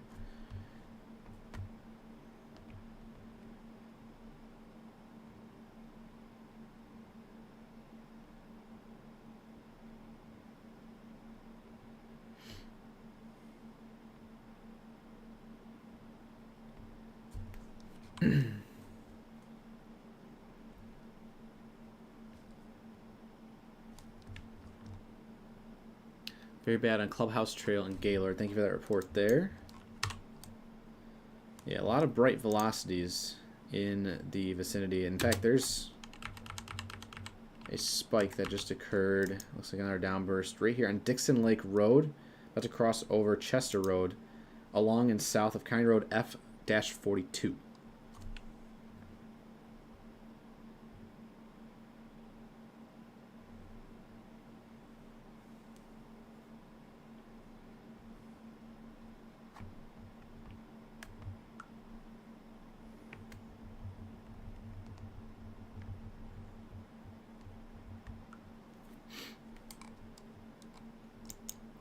So that is southeast corner of Gaylord, outside of town. About 3 or 4 miles outside of town now. So Gaylord, you guys are in the clear. But if you are to the south and southeast of town, that tiny little cell on the southern flank is continuing. Also have a nice cell on the north side of the county as well. So it's kind of splitting Otsego County in half. If you're off in central Otsego County to the east, you're going to have some light rain. But if you're north, south side, 2 different cells, 2 different locations. Also, looks like there's a tiny little core of hail trying to fall out now right on Fontanalis Road. Hopefully I pronounced that right. Just to the north of Alexander Road. So that's going to actually be pretty close to our Wolverine cam. Yeah, I got to pull up on my phone here, looking at it.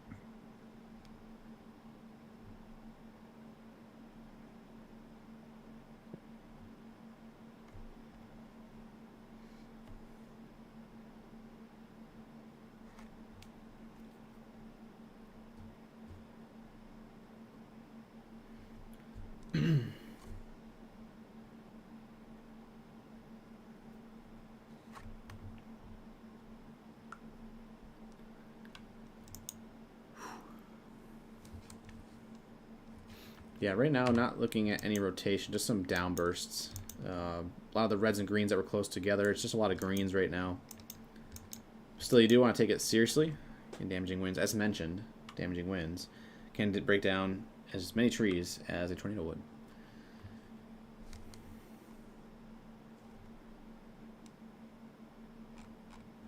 The green clouds have to do with sunlight refracting through the tops of the clouds, where there's lighter precipitation. It allows for some of our hail as well. Likes to reflect the greens a little bit more than all of our other colors, so that's what you're likely seeing in some of these storms. So there's a lot of moisture content out there today, so would not be surprised if we're getting those reports in, which I do see in the comments. So that is actually an old wives' tale that is somewhat true in the wizarding world of a lot of false wives' tales. That's one of them that actually still kind of remains true these days. If you're one of those people that still believe in opening your windows during tornadoes, we will say that you should not do that. Or sheltering underneath an overpass. Any other ones I'm missing, Ryan? My brain is not on that topic of discussion right now, so I have to think about it. But You're good. there's probably a ton we can go over. Yeah. Yeah, so don't take shelter underneath an overpass.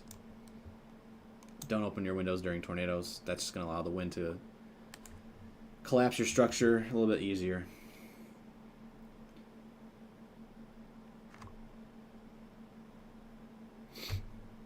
If you're posting, I will say this, if you're posting pictures here in our live stream right now, we are not going to be able to see those, so post those pictures if you have any damage reports in that Michigan Weather Reports group chat as soon as possible with a time and location, or any of our other posts that are not our live stream. Looking over here on YouTube, speaking of chat, Red Dozier with 20 gifted memberships here a couple minutes ago for our YouTube subscribers. So if you're subscribed on YouTube, check your account. You may have been gifted courtesy of Red, so thank you, Red.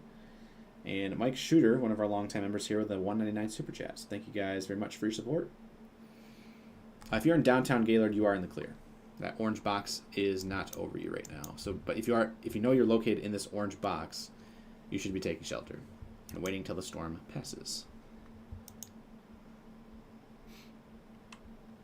Sorry guys, my ESPN keeps going off for all the Lions stuff.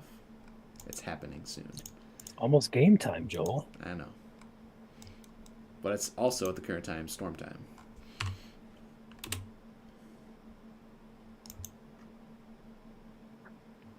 There are two pockets of gusty winds right now. Appear to be... What is this road right here? It's going to be... I just saw the name on it. Honey Locust Trail near Bush Road. And southeast of Gaylord, outside of town,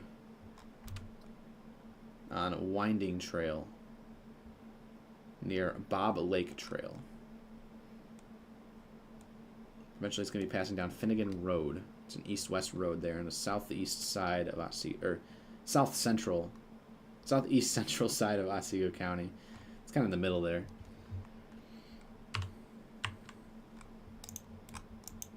Also have a couple showers starting to pop up along that line into Crawford County, Roscommon County, and back down state towards Newaygo and Muskegon County.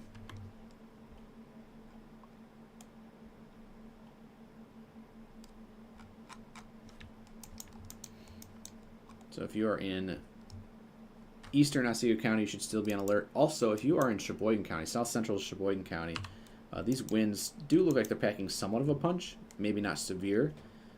But it could get gusty for a brief moment, and you do not want to be outside underneath those trees when some small limbs can come down, because even the smallest of limbs can hurt you, and blunt force trauma is something that is very common in severe weather events, so you do want to protect your head.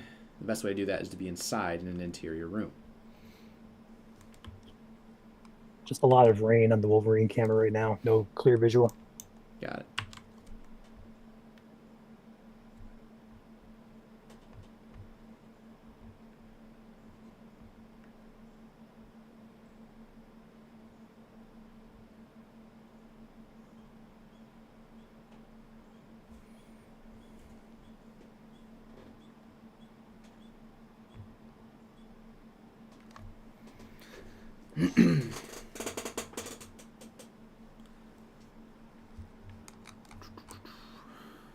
you have a cool picture, if it's not severe weather related, you do have a cool picture you want to send in from this evening, whether that's like a rainbow or a cool cloud photo that might not be severe, we have another group chat, Michigan Storm Community, on Facebook. Type in those 3 words. Feel free to hit the join button on that. Make sure you answer those entry questions, and you can post it there. That chat is reserved for kind of our fair weather stuff, especially when there's ongoing severe weather going on. We kind of want to pull those 2 apart. When there's not severe weather going on, we can allow some other stuff into our main reports page. But on a night like tonight, when we're looking for tornado damage, straight line wind damage, even some large hail reports, we do appreciate if you keep our fair weather and our cloud photos in the Michigan Storm Community and your damage reports in Michigan Weather Reports. So again, those are 2 communities you can join on Facebook if you have a Facebook account. And as always, make sure to follow our main page, Michigan Storm Chasers, if you haven't already on Facebook, closing in on 500,000 followers there.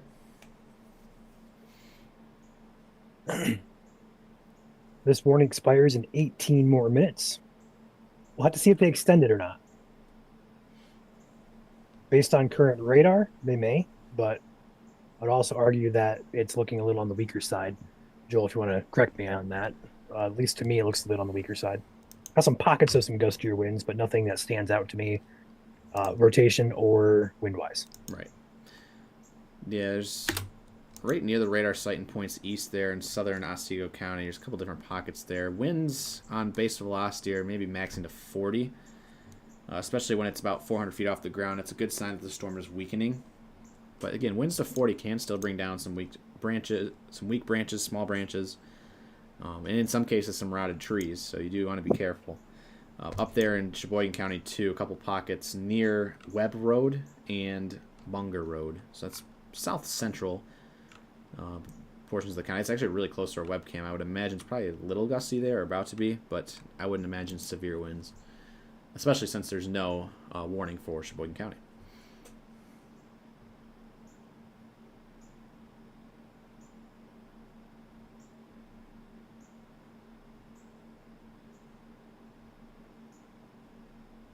We have some nice sunsets going on across the state currently.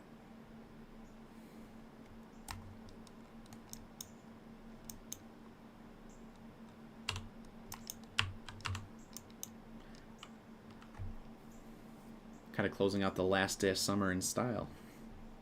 If you consider this the last day of summer, it's kind of split. I mean, technically it's fall now. Right. First day of fall. You know, I don't normally do this in severe coverage, but just because on radar nothing's really happening, I'm gonna put out a sunset alert because this is actually pretty cool.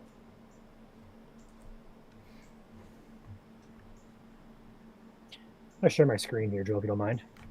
Yep. I mean, wait. Yeah, wait just a second. I gotta pull it up here.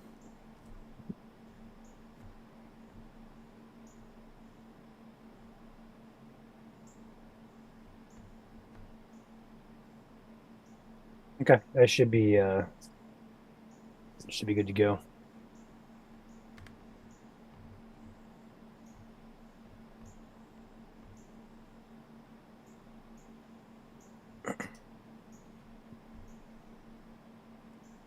There's a couple areas here with really beautiful sunsets. I'm going to start up here in Norway. I'll take my screen. There you go. Up there in Norway, looking at the illuminated clouds on the horizon, you can see the sunlight just kind of beaming across the hills and the skies there. It's very, very pretty. That's up in the UP, courtesy of the Norway Mountain Ski Resort.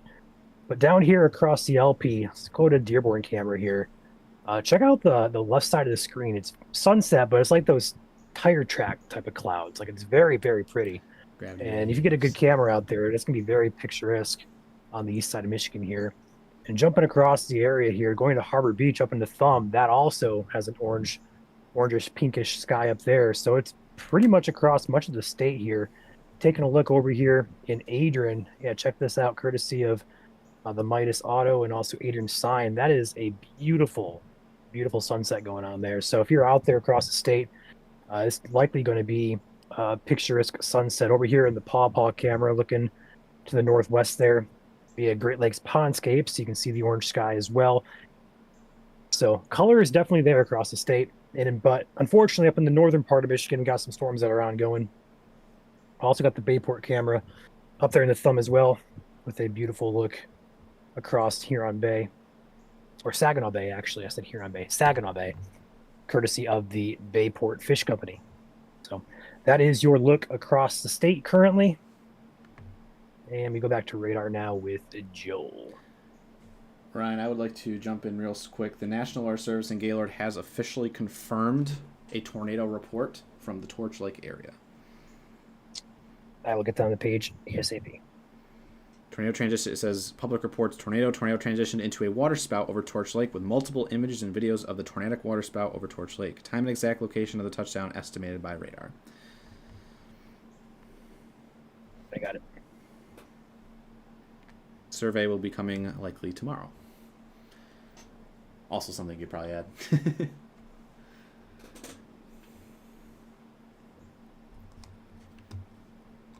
So that would be Michigan's, or it will be at this point, Michigan's 31st tornado of the year. For those who are following us back in August, we had that tornado warning in Midland. That was never confirmed as a tornado. That was going to be the 31st, but that was not confirmed. I think there was another tornado warning during August that I'm missing off the top of my head, but I think there's 2 tornado warnings in August that both of them did not have a confirmed tornado on them, so we stayed at 30. But with tonight's confirmed tornado over Torch Lake, moving on land as well, we will have Michigan's 31st of the year, which is 8 shy of the record set back in, I believe, 74. Or was it 77? One of the two. Post is out.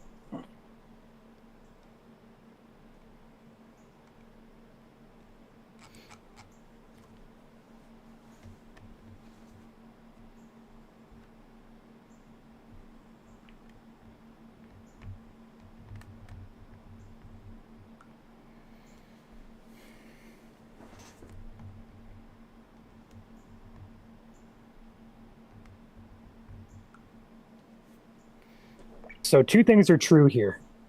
I see there's just so many comments trying to correct us saying that it's not a tornado, it's a water spout. So 2 things that can be true here. It can be a tornadic water spout. That is a thing, and that is technically the term for this tornado. Water spouts themselves only stay on water. The minute they move on land, they are considered a tornado and count as a tornado. Technicality is tornadic water spout. So they're kind of interchangeable. But water spouts by themselves stay on the water and never move onto land. So that is a differentiate between the 2.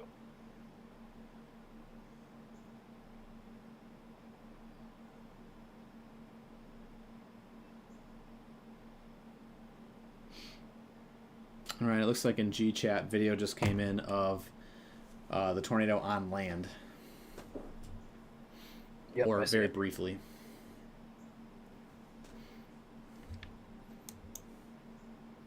But looking back at our current situation, again, severe thunderstorm warning does remain in effect for Otsego County. It's in effect till 7:45.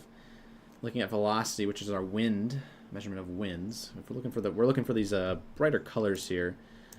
Base velocity is going to have it better.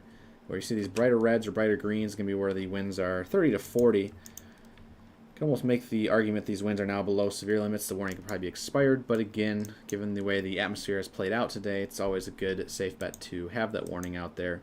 There's not one for Sheboygan County, but there are some stronger winds moving across southern Sheboygan County.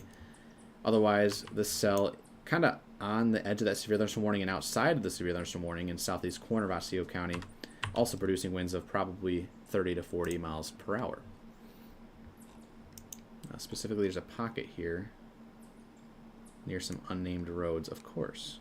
Old State Road is the closest one to that pocket of wind. That's a very long east-west road that stretches from Otsego Lake over to this county line near Lewiston. So you can just imagine if you live along in north and south of Old State Road in Otsego County, be on alert for winds of 40 perhaps. If you're in Gaylord, you are good now. You can see the orange box is not included for the downtown Gaylord, and all of the storms are off to your east. So you're clear in Vanderbilt and Gaylord now. If you're in the orange box, respect the polygon. But we can tell you for certain, if you're in Otsego Lake, Oak Grove, Gaylord, and Vanderbilt, Even though the orange box is still technically on the edge of you, these storms are continuing off to the east at 25, and these storms will not play a major impact for the remainder of the night. Now, I will say this, a large cell of some variety here has popped up over Roscommon. Taking a look at that over at CC, it does look like there's some small hail trying to mix in. The symbol on our GR2 software here says hail of up to maybe marble size, which would be ½ inch, and that popped up really quickly. So it almost looks like there is a tiny little line starting to extend down across central Michigan as this line moves off to the east throughout the night towards Oscoda, Montmorency, Ogemaw, and eventually Presque Isle, Alpena, Alcona, and Iosco counties in northeast lower Michigan. Current time, though, only one warning in effect, and we love to see it. Hopefully this goes away and we can hop off for the time being. We'll go ahead and loop velocity here and take a moment to thank our sponsors for the stream. Again, we can't do it without our sponsors. Can't do it without you guys either. Our sponsors are a big help in what we do here at Michigan Storm Chasers, keeping the streams funded and whatnot. So shout out to these guys. Again, they are trusted, licensed, and insured. So if you ever need them during a severe weather event, you yourself are impacted by severe weather, turn to these guys that we'll be reading through here in the coming seconds. Starting off with StormGuard Roofing Construction, based out of Southeast Michigan, Oakland, Macomb, Washtenaw counties. Got Lifestyle Exteriors, based out of the Central Michigan region, Lansing to Traverse City. Also have Katz Roofing and Siding, based out of Potterville. Mike Hayes Roofing and Siding, based out of Sanilac and St. Clair counties. McKay Tree Specialists, based out of Southeast Michigan. Kuiper Tree Care, based out of West Michigan. For all your barndominium needs across the Lower Peninsula, FBI Buildings. On Top Roofing, based out of Livingston County, also our Patreon sponsor there. Schneider Commercial Building Solutions, for all of your commercial roofing needs. And Shield Public Adjusters, for all of your insurance adjustment needs, both based out of Lansing. Got Top Gun Roofing and Exteriors, based out of West Michigan. A-Class Construction and Restoration, based out of Mason County, up there in northeast lower Michigan. Rainbow Restoration, based out of the Grand Rapids area. Rapid Radios, a Michigan-based company for all of your LTE wireless communication needs. Guardian Technologies for all of your security camera needs. And again, as mentioned, we are looking for sponsors for weather cameras. Guardian Technologies is the sponsor for that and the supplier for all of those security cameras. Feel free to donate to the Ronald McDonald House of Detroit. The number there is on your screen. Also have American Arbor, based out of Southwest Michigan. And finally, Apex Restoration. And they are based out of Grand Blanc and Service the Thumb. So those are our 18 or 19 sponsors here at Michigan Storm Chasers. We appreciate them very, very much.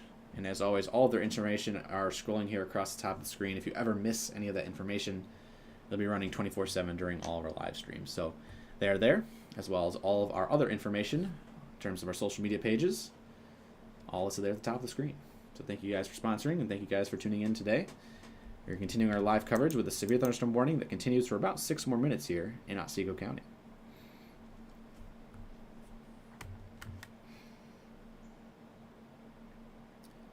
Any social media updates there, Ryan, for damage or anything? Not this time. Okay.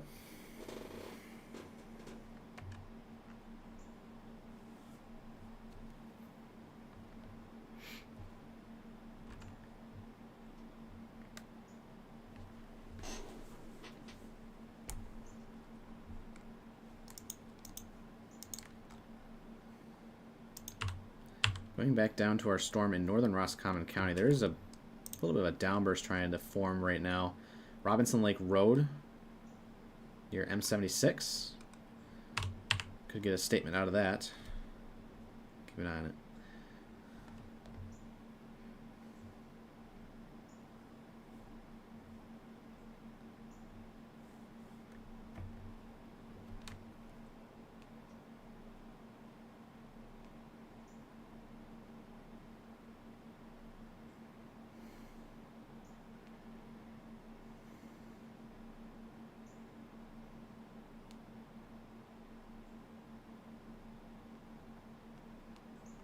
Those who are just tuning in and missed the information, it's on our Facebook page, but National Weather Service Gaylord did confirm our 31st tornado of the year. The exact damage, wind speed will be coming in a survey likely tomorrow. It's our first tornado of fall on our first day of fall, and it would be for Antrim County near Bel Air. So for those who visit Torch Lake frequently, the tornado did cross Torch Lake.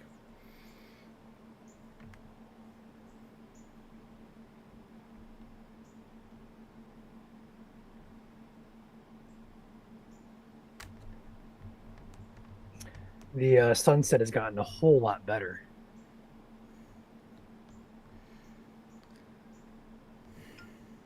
It's really orange now, especially in East Michigan.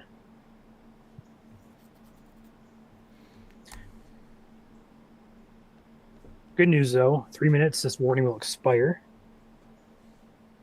So hopefully we can hop out of here and enjoy the good Lions game tonight without any more interruptions. But in the event more severe or, God forbid, tornado warnings are issued, we will be back on here live covering it.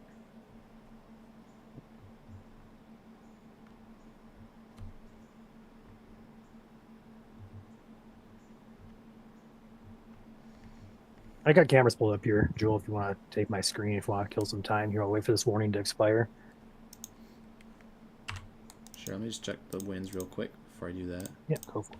Yep, you're all good. Yeah, it looks like it's petering itself out. There's a little bit of gustier winds up near Tower, but again, it's also elevated. It's a little bit further away from the radar beam, so I have to tell how much of that's mixing to the ground. But if it is, that's winds of about 35. So it's kind of statement worthy, but at the current time, National Weather Service Gaylord is holding off on that.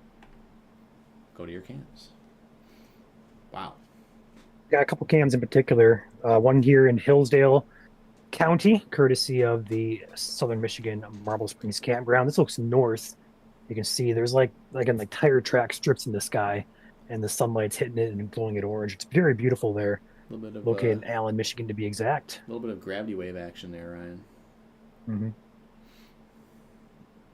Also, going back here to the Bayport camera, the sunset there across the bay, courtesy of Bayport Fish Co. You can see the glow in the sky, and you can also see distant thunderheads there off to the northwest. So that's also a very good picture. And then the other camera that caught my eye is the Battle Creek camera, one of our newer cameras, Battle Buddy Mobility Transport. And again, the same look as Hillsdale County. You got those strips in the sky that are being illuminated by the sunset there, and it's just overall a very, very picturesque night tonight. And we can click on a couple other ones here. Tecumseh camera even here, courtesy of J-Bar Hobbies. Looking down M50 here, that's very, very beautiful. So if you're out there, or if you're out and about, just have a picture, drop a comment. We want to see your sunset pictures tonight. Would appreciate that.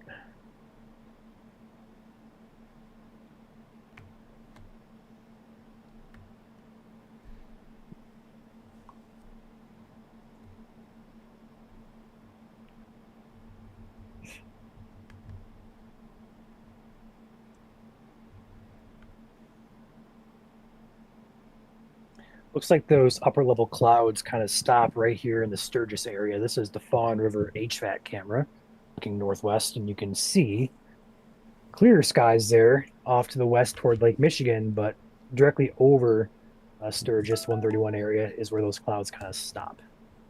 Also going to lose sunlight here pretty quickly, so the color is going to fade pretty dramatically here over the next couple of minutes. I would say this camera here in Allen has the best look currently. All right, well, the good news is the warning has now expired, Joel. So do you want to wrap it up here, or what are you thinking?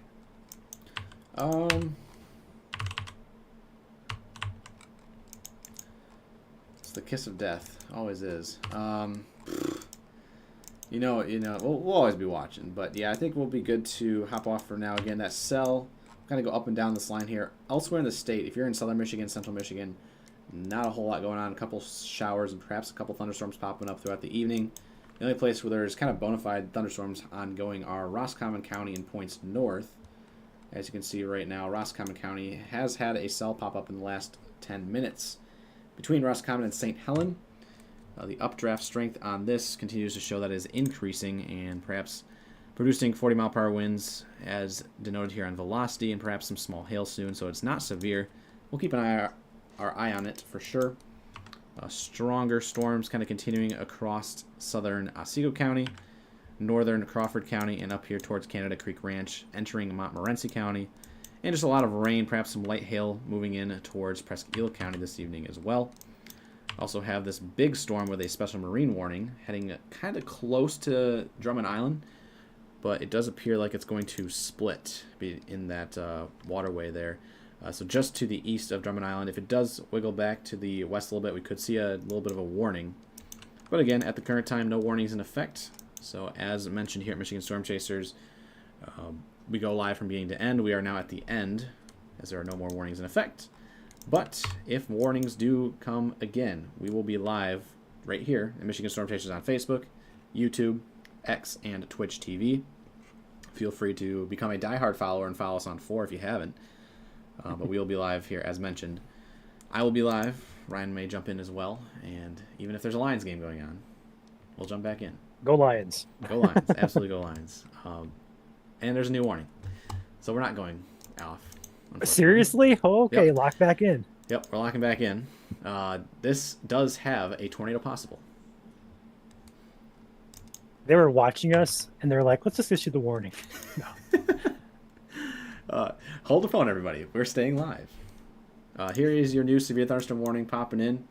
National Weather Service in Gaylord has issued this severe thunderstorm warning for northeastern Otsego County and northwestern Montmorency County, northern Michigan, until 8:30 p.m.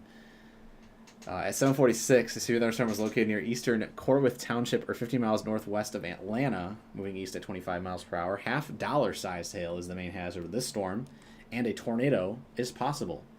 So those are the main hazards. The storm will be near Canada Creek Ranch around 7:50 p.m.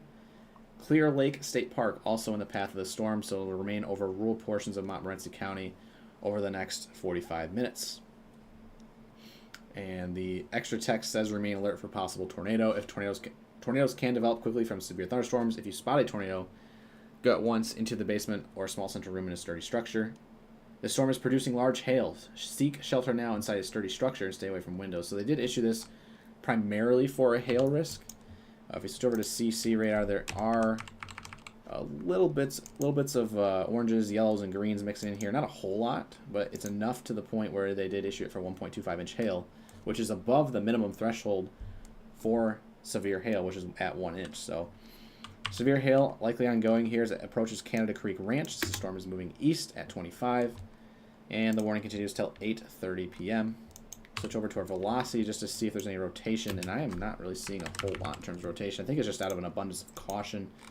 There are some subtle reds and greens in there kind of mixing together, and you know, even with the smallest of velocities, we saw this earlier this year with Deckerville, even if it doesn't look impressive on radar, there could be something there at the very, very low levels of the atmosphere where all that spin is ongoing. So treat this as if maybe a tornado's on the ground, but the main hazard here is going to be 1.25-inch hail, and you do want to be away from those hailstones, as that is ping pong ball size in nature. So we are staying live until this warning is done. Looking at our base reflectivity, you can see the central portion of that cell is on the Otsego Montmorency County line.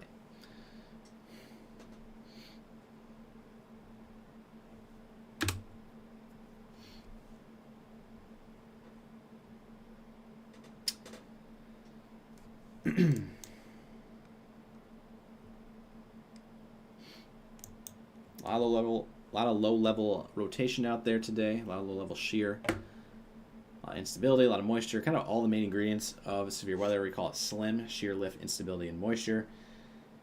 Shear is your spin, lift is your forcing mechanism, instability is the storm fuel, and of course, you can't have clouds without moisture. And we have a lot of that out there today, as you can see and feel.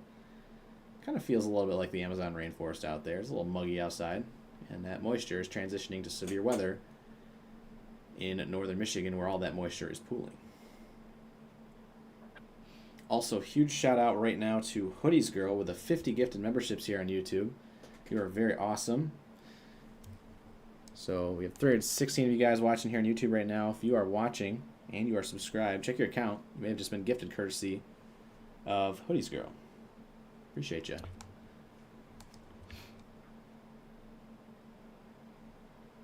Yeah, we did jinx this for sure. I love how I literally said it's a kiss of death. We're hopping off. The warning gets issued. So, shout out to National Air Service Gaylord for issuing that before we rolled the credits there. And At least they did that. We had to end the Yeah. stream, then immediately come back on. So that has happened before. Oh, it has. Yep. We're rolling the credits. All of a sudden, warning pops in, and we've parted our interruption of the credits to bring you more severe weather coverage. So,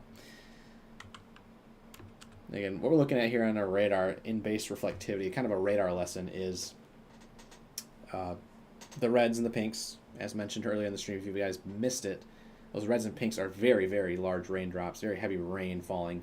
Rainfall rates are probably 2 inches per hour in some locations. Much needed rain, of course.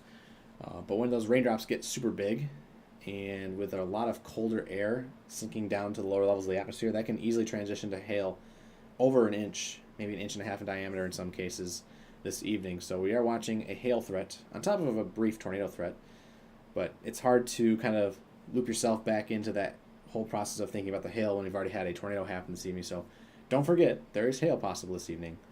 You do want to take it seriously. Make sure you're bringing in things that may be susceptible to hail damage, if possible, when these hailstorms head your way. Specifically, this one entering northwestern Montmorency County at the current time. This is tracking right down Blue Lake Road, near a bunch of unnamed roads once again. Another shot of that tornado is now up on the page, courtesy of Edward. Sweet. Thank you, Edward. Did you get the graphic for that warning, by the way?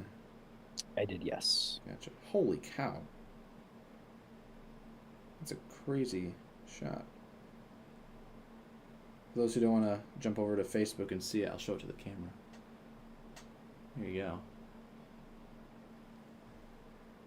Facebook.com/Michigan Storm Chasers. Just type in Michigan Storm Chasers. That's our Facebook page.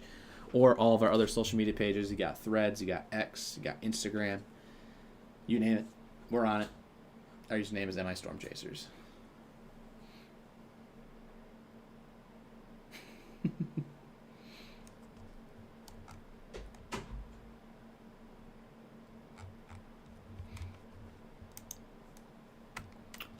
But going back to the whole point, once again, for those who missed it, the tornado was confirmed first via private dock/webcams. Here at Michigan Storm Chasers, we are building a network of weather cameras throughout all 83 counties in Michigan. We have 46 so far, with dozens upon dozens coming this fall and winter. And we are looking for more locations. We don't have all of Michigan covered, but we would like to have at least one in every single county, I think is our goal here. So if you are in northern Michigan specifically, and central Michigan, we are looking for a lot of locations up here. If you want to become a camera sponsor, we are looking for sponsors. So send Ryan an email, ryan@michiganstormchasers.com, and we would love to have you become a sponsor of a weather camera. Ryan, I don't know if you want to dive into any more details about weather cameras since you're the go-to guy, but I'll let you have the floor if you want. We have several people we're working with across the state currently, including some in northern Michigan, but we're going to have gaps still. Mhm. So far, we've shut down the new forms that come in, just because we have so many people we're going to work on. We're going to try and get these done before the year is up. But there are still certain areas that we could pair installs together and try and cut down some costs as well. So we're trying to get this hashed out. So northern, lower Michigan, as well as the UP are the main two areas that we need cameras. Outside those two areas, I will say Lansing up to Mount Pleasant is a dead zone. We just had the latest camera in Westphalia. That is the only camera in that corridor. So up to Mount Pleasant, down to Lansing, including Lansing downtown and Mount Pleasant downtown, we have nothing. So those two areas, and then pretty much all of northern lower and all of the UP, still needing cameras. So if you want to sponsor a camera, please reach out to me directly. Email is Ryan, RYAN, at MichiganStormChasers.com. We can talk about how you can become a sponsor.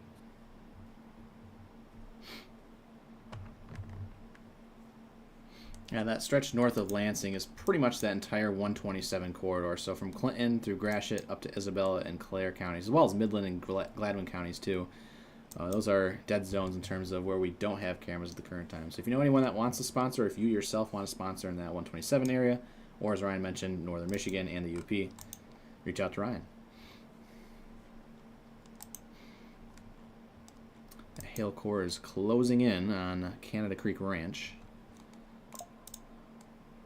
Wind-wise, doesn't look like it's too windy, and that makes sense given the fact that the warning text reads winds less than 50 miles per hour. It is on occasion we get that, but hail is the main threat.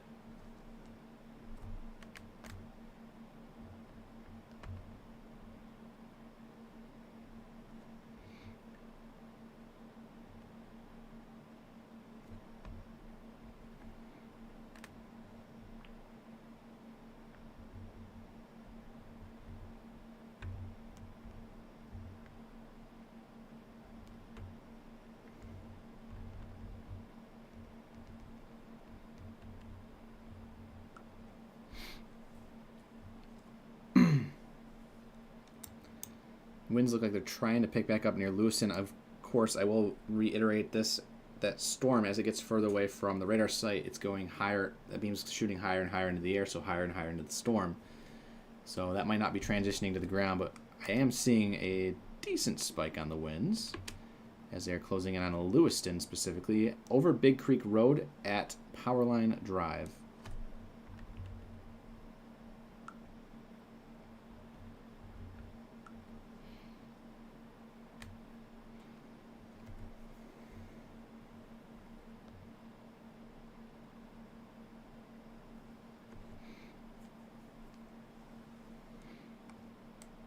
This is another stat for the tornado that actually did happen tonight. This is Michigan's furthest north tornado of 2025.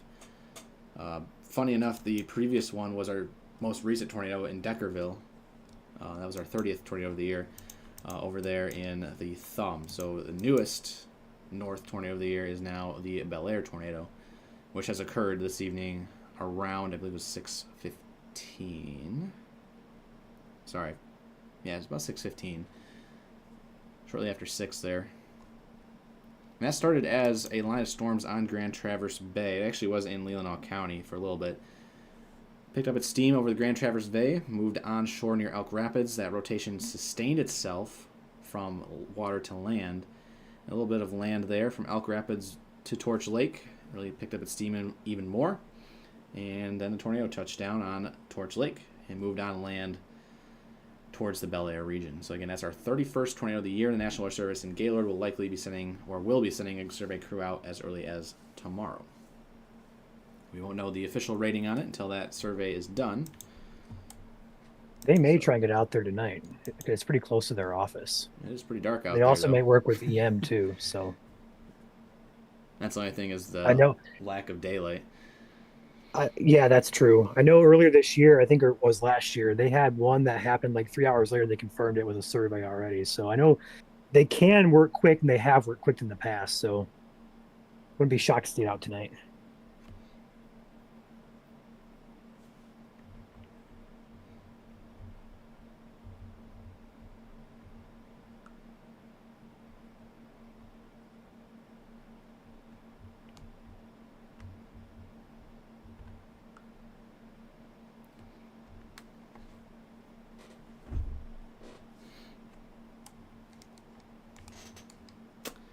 And again, if you have any videos of that tornado that occurred, we'll still take them, even though it has been confirmed at this point that we saw it.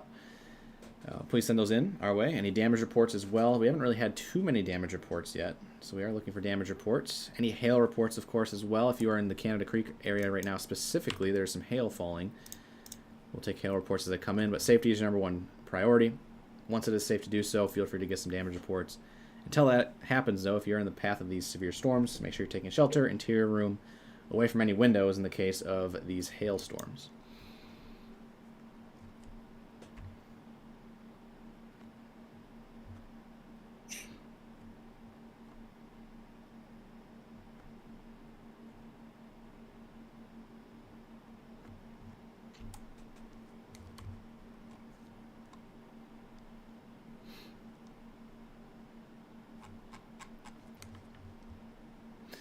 Yeah, we'll take a Cameron Vanderbilt for sure. Gaylord, Vanderbilt, anywhere in Otsego County.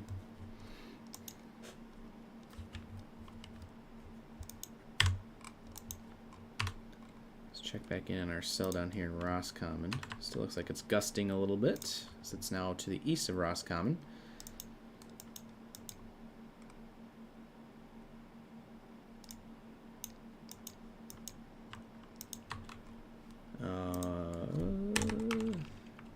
No, that's not anything.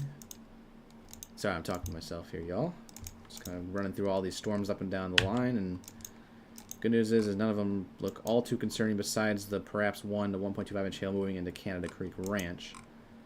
As mentioned, that warning in effect till 8:30. Still have a line of thunderstorms popping up in southern Wisconsin. One of these cells did produce a confirmed report of 2-inch hail over there in Iowa County, Wisconsin, along US 18. This line is going to be kind of moving due east towards West Michigan overnight.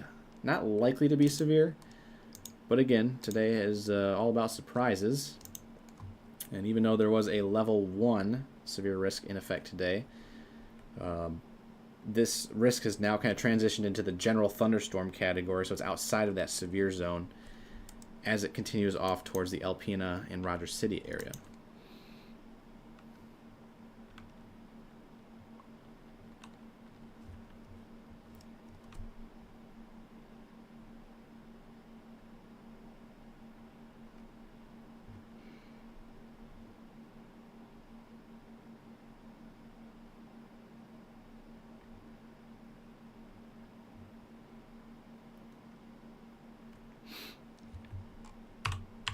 Just a waiting game at this point.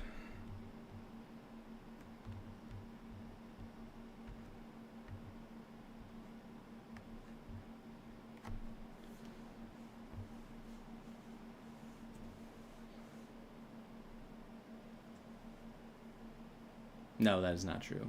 Lions game had to be moved to Baltimore because of severe. No, that was always supposed to be in Baltimore. There's very rare instances where NFL games are moved due to weather. The most recent instance of this, kind of going off topic here for NFL reasons, but the most recent instance was actually, Ryan, you might remember this, a couple of years, I think it was either last year or 2 years ago, Buffalo, it might have been last year, actually. Buffalo had to move their home game to Detroit for lake effect snow. They had too much lake effect snow. It was hard to shovel it all out, and so they moved their home game to Detroit, and that's where it happened. I think you're muted, Ryan. No, I'm not muted. I got myself now. The reason people are asking that is there are fake fan pages that pose as the official source of information for NFL teams. I saw the post this morning claiming that the game had to be canceled or moved or something due to weather. And that was actually a viral post that was shared on Facebook today. That's crazy. And they share fake stories about players and people's it's stupid. It's all like this fantasy world where people actually buy it and they share it and it just gets pushed out there. So yeah, be careful where you get information from. Yeah.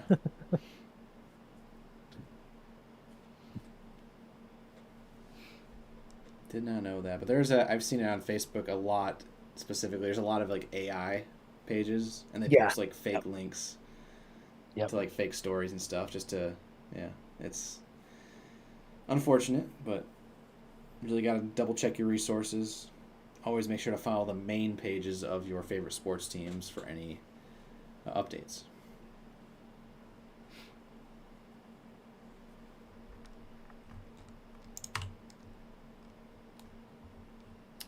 Storm motion on the storm. 269 at 20 now, so let's change that. There we go. It shows up a little bit better now that the storm motion vector has changed, but there's a little bit of rotation in there. It's not a whole lot, but it is subtle. More along the lines of probably just straight line winds. But again, the main hazard is going to continue to be that hail, as it's now pretty much over Canada Creek Ranch. $5 super chat from Dee Dee here on YouTube saying, I have a patient that's worried, lives in Mecosta, wondering if there's anything coming towards her. The current time in Mecosta County, it's a little bit further south here. There are some light showers moving into Mecosta County. It's in fact like a tiny little line moving through Stanwood, but nothing for severe. We'll be watching off to the west later tonight as these storms move towards West Michigan, but the current thought process is those storms will stay sub-severe as they move through overnight into tomorrow morning, if they can survive, of course.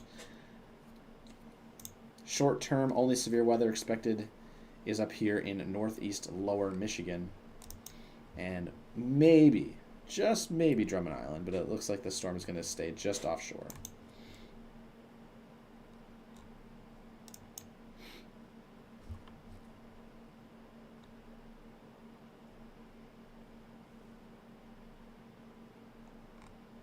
I'm really dark now, aren't I? He's in the shadows. There we go. No, my monitors just shut off because I'm still updating those things for the cameras. So they both went blank, so now I'm left with one screen. Yeah. Go Lions, absolutely. Let's go blue for the Lions. Let's do this. There we go.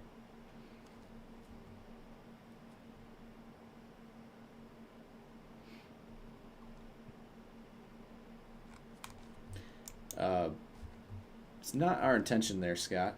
Again, we just want to give our information as clearly as possible, and that is what we always do here.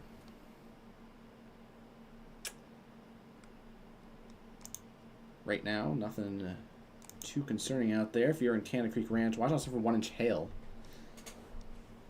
Other than that, once this warning goes away, we'll be good to hop off. Knock on wood again. Hopefully there's no extension, but saw it once. Could happen again.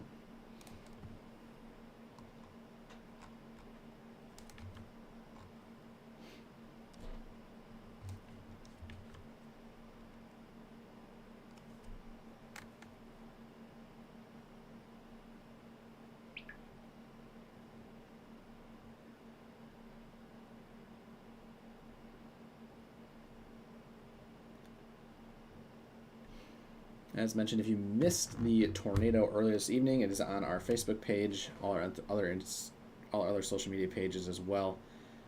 Specifically, our Facebook page, there's a video of it, and there's a picture of it now. So shout out to Edward and video was from Stephanie. So Edward and Stephanie, shout out to you guys for allowing you to share content on our page.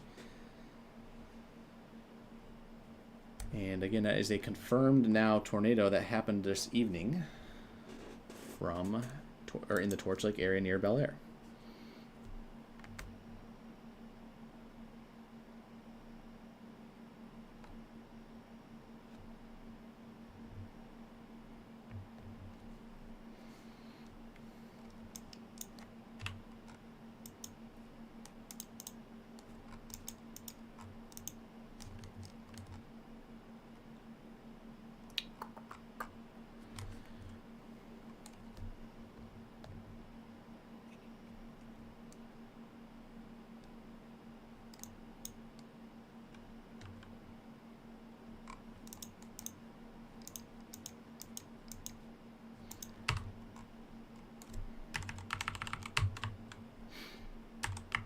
Latest scan on the Canada Creek Ranch storm appears to be like it's bowing out, like it's trying to get more of that gusty wind aspect to it. And it's now passing over M33, going right down Clay Pit Road.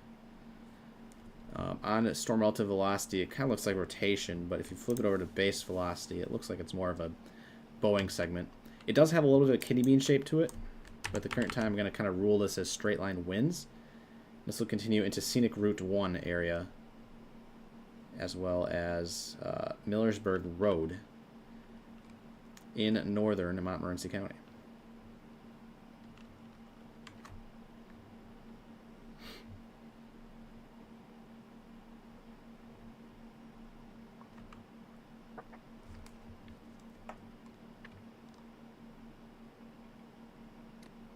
Yes, tornado count is now at 31. There's some confusion on that too. A lot of people are saying 32, but I don't remember if number 31. Yeah, so there was tornado warnings in August that did not have confirmed tornadoes on them. That could be what it was from. I remember the Midland one. Midland tornado warning was one of those events. I think there was another tornado warning event that I'm missing that also occurred in August. And I can't remember it right now, but it also did not have a confirmed tornado on it.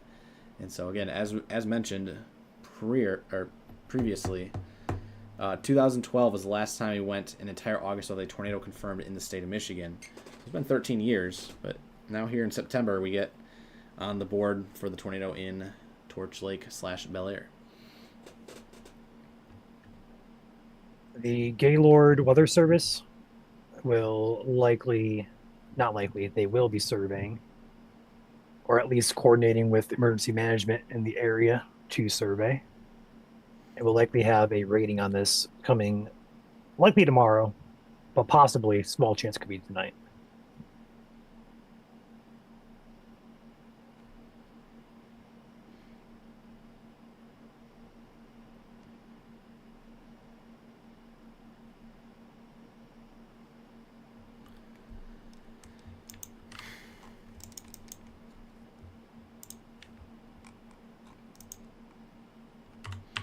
We'll see if this continues to gust out. I would see perhaps another warning being issued for southern Presque Isle, northeast Montmorency, perhaps northern Alpena too for 60-mile-per-hour winds.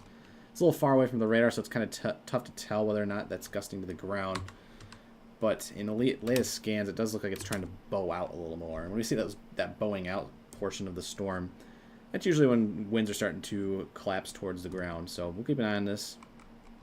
They updated the warning, shrunk it a little bit, kept all hazards, 60-mile-per-hour winds, quarter-size hail, possible tornado tag. And as you mentioned, looks like a little bit like a bookend vortex type feature with it on velocity.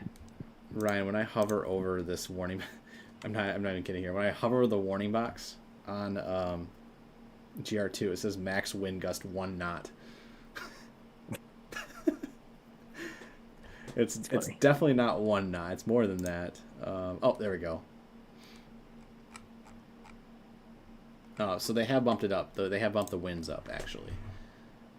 66 mile-per-hour winds. Yep. It was at 50 before, so Yep. it's 60. Less than Good 50 catch. is now up to 60. Hail size dropped from 1.25 down to 1. So decreasing the hail, increasing the winds, kind of what we've been looking at with that bookend vortex kind of surging forward across the Canada Creek Ranch area.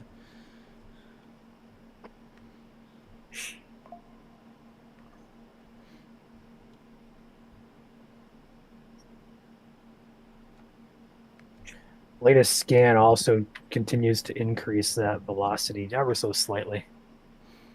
Mm-hmm. Here's your latest scan. Again, we're looking for those brighter reds or brighter greens. A lot of unnamed roads out there. Tough to really give you an exact location, but this is about 2 miles to the east of Canada Creek Ranch at the current time. This is going to follow very closely to County Road 628. There we go. Yeah, there that is the east-west road there. That kind of it's mostly east-west. Got some curves up and down, but it'll follow a longer just to the north of County Road 628 toward the Royston area. Update for our marine and our boaters out there. The special marine warning has been canceled. So that was the storm that was heading up towards Drummond Island. It is no longer in effect. The event's no longer in effect. So good news there. The only actual warning is now just Montmorency County.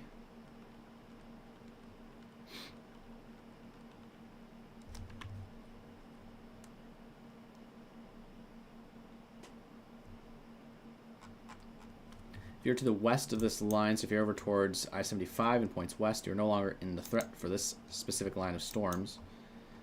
Watching for development later tonight for perhaps some showers and thunderstorms, maybe a couple strong, but as we get into the later night hours, as mentioned, our storm fuel goes away, and it's harder to get severe weather. Unless you get surface-based humidity, a lot of moisture pooling at the surface, it's really hard to get severe weather at night. So as we get closer to the 9 o'clock, 10 o'clock time frame, the concerns for severe weather will dwindle.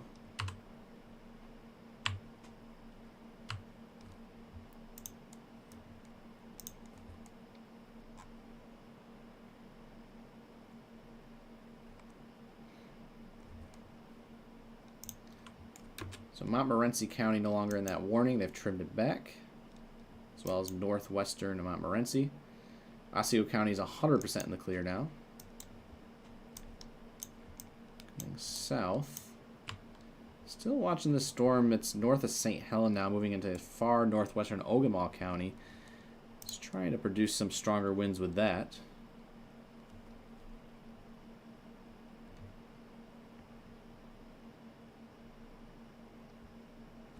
That does not have a statement on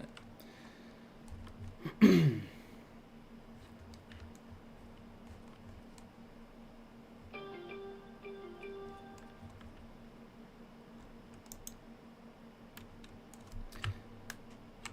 Yeah, now that latest scan on velocity is trying to make it more, as Ryan mentioned, more of a bookend vortex, which is basically when the storm is surging out so much that it kind of wraps back in on itself, and that could lead to a brief weak spin up. Both storm relative velocity and base velocity are picking up on it with that surging forward motion. So if you're in extreme northern Montmorency County, I'd just be on alert. And that severe thunderstorm warning is in effect for a possible tornado, or it was, and they have since removed it. Or is it still in effect? It is still in effect for a possible tornado. And if this continues its motion east-northeast, it may creep into southern Presque Isle County. You said there was a tiny city out there, Ryan. I forgot the name of it. Remind me again what it was. Royston. Royston, got it. Royston, yep. And then it's going to go north of Hillman. There's also Long Lake and Grass Lake. It's about to cross on the north side of each of those. Sounds good. Thank you for the update. We switch off the radar. You can kind of see the background topography there. In very wooded and rural areas of Montmorency and southern Presque Isle counties. Closest city besides Canada Creek Ranch on my radar is Hawks and Hillman, but the storm's kind of traveling between them if it continues its current trajectory.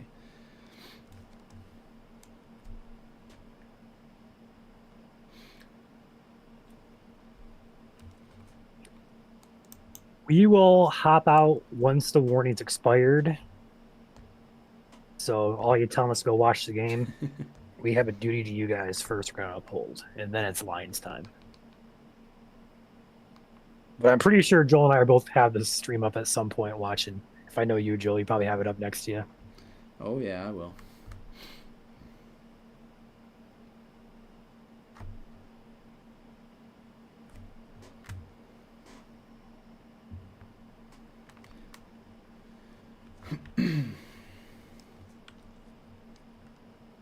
Coming Debbie from McBride. Thank you for tuning in tonight. If you guys haven't liked the stream yet, feel free to do so. Want to see you back here in future live streams, of course, getting your severe weather information in a timely manner. That's what we're here to do. Even if these storms are affecting zero population, I want to make sure everyone is covered. I mean, we even cover, as you guys have seen, Isle Royale.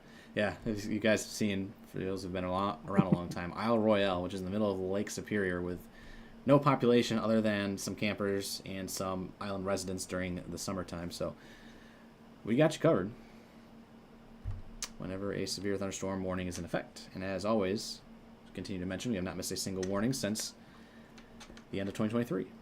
And that's really when we started doing this full time. So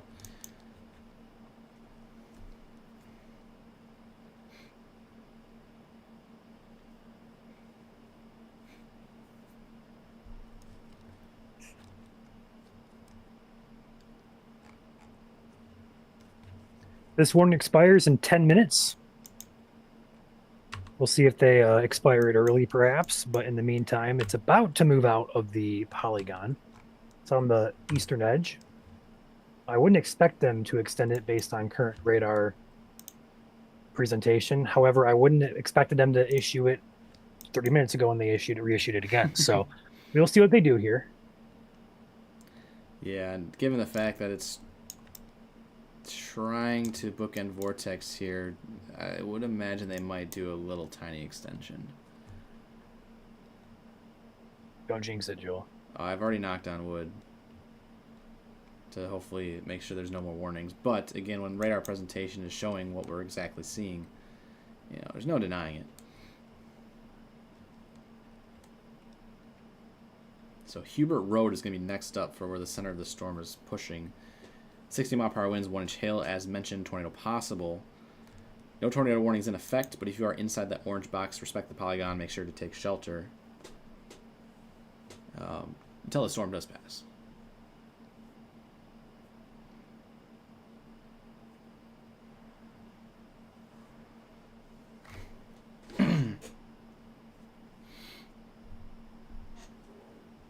Yeah, no jinxing allowed. That's correct. Fun times.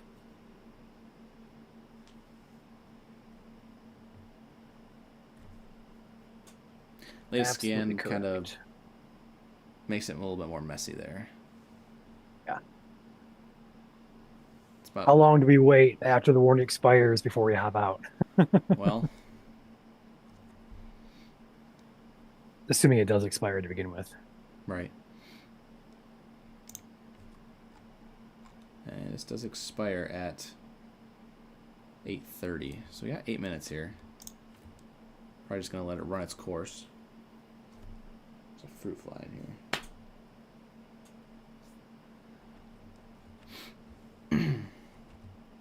Yeah, you see those reds and greens get a little bit more broken in nature, not side by side. So good news there. Hopefully that continues to fall apart. But until it does completely, we're going to continue to reiterate that the severe thunderstorm warning is in effect.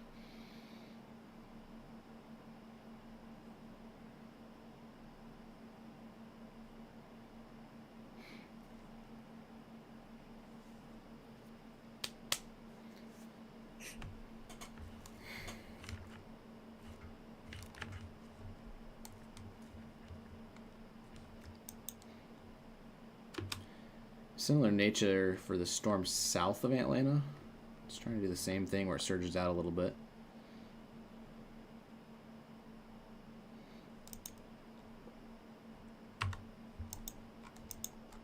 And it still continues to look windy to the north of St. Helen. CC radar. Again, this is our radar to depict where rain is different from hail. There's just a lot of reds and violets out there. So a lot of uniform meteorological objects, which means not so much in terms of hail. And even better, not really anything in terms of debris.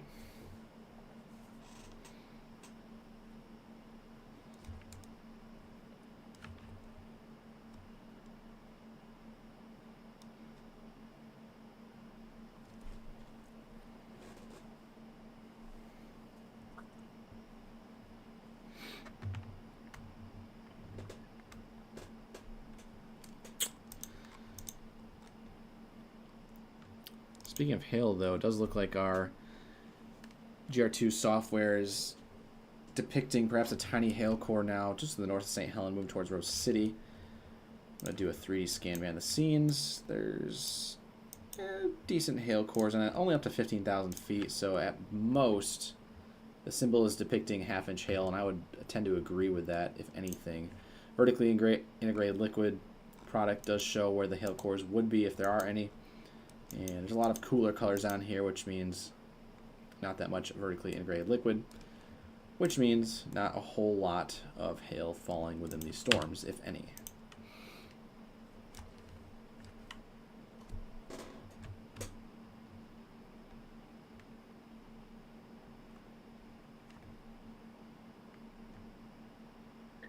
Warning will expire in a matter of 4.5 minutes. We'll see if they reissue anything past that.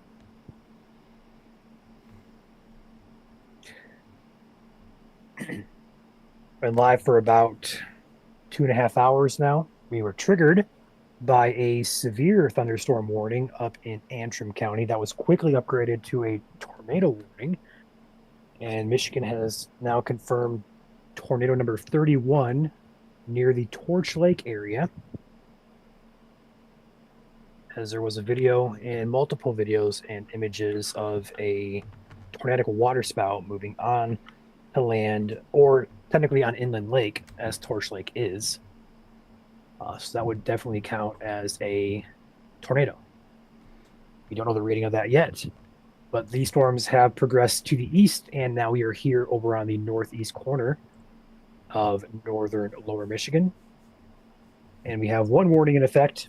It's for 60-mile-per-hour winds, quarter-size hail, and the tag for a possible tornado is still on there. This expires at 8:30, so about 3 minutes or so. It will expire. Based on current radar presentation, I would not expect them to reissue a warning. However, they have better data than we do. They may make a decision that we can't see or may have information that we don't know. So we'll see what they decide to do here in a matter of a few minutes. If the warning is not extended, we'll likely hop out of here and monitor behind the scenes as we watch the Lions game, as I know Joel and I both want to do. But if there's a warning, we'll be back on and we'll cover it in detail. But at the current time, I would say the radar presentation just doesn't look as impressive as it once did. So I do not expect them to reissue anything, maybe a statement at most, but not the warning.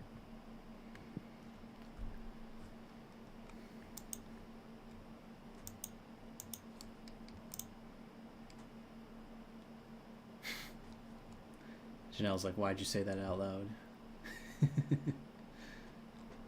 You're telling me. Is it wrong of me to say I don't believe in jinxes or, I mean, to each I could sit here all night and just say it's so quiet outside. And I wouldn't believe it would have any effect on the weather. You do tempt fate a lot. I do tempt fate a lot. Of course, we here at Michigan Storm Chasers tempt fate a lot when we go to eat when there's severe weather happening. That's also true. Tonight, I was not eating. I don't know if you were, but I wasn't. I had my dinner, but it was already after we were live, so that was not the reason. So one of those rare instances where we did not trigger severe weather tonight, but we do happen to have food a lot when there is severe weather. So that's more of a summer thing. Tonight was kind of just out of the blue. But if you follow us on our social media pages, you would have known there was a slight, or as we call it, a limited severe weather risk today here in Michigan, which is a level 1 out of 6 on our key. And that was for portions of Northwest Lower.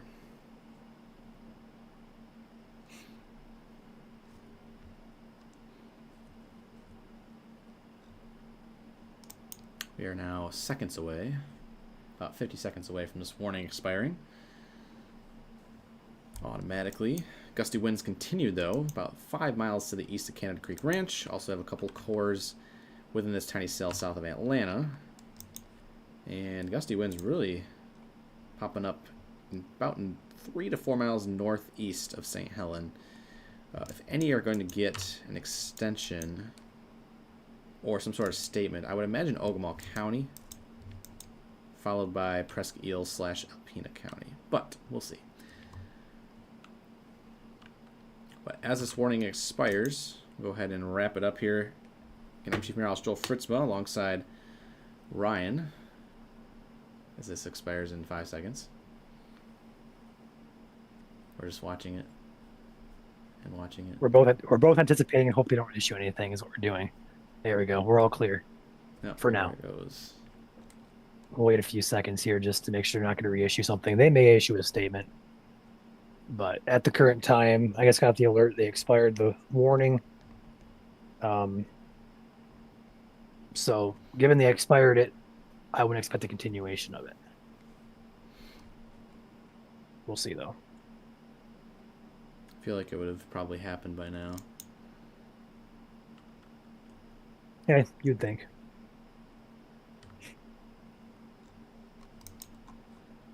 Base velocity has winds up to about 40, albeit 2,300 feet off the ground.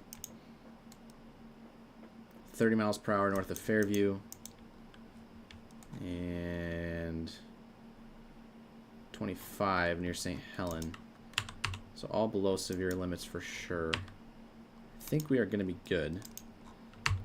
It's a pretty strong storm now in the Canadian waters heading towards Ontario, but that is not our concern.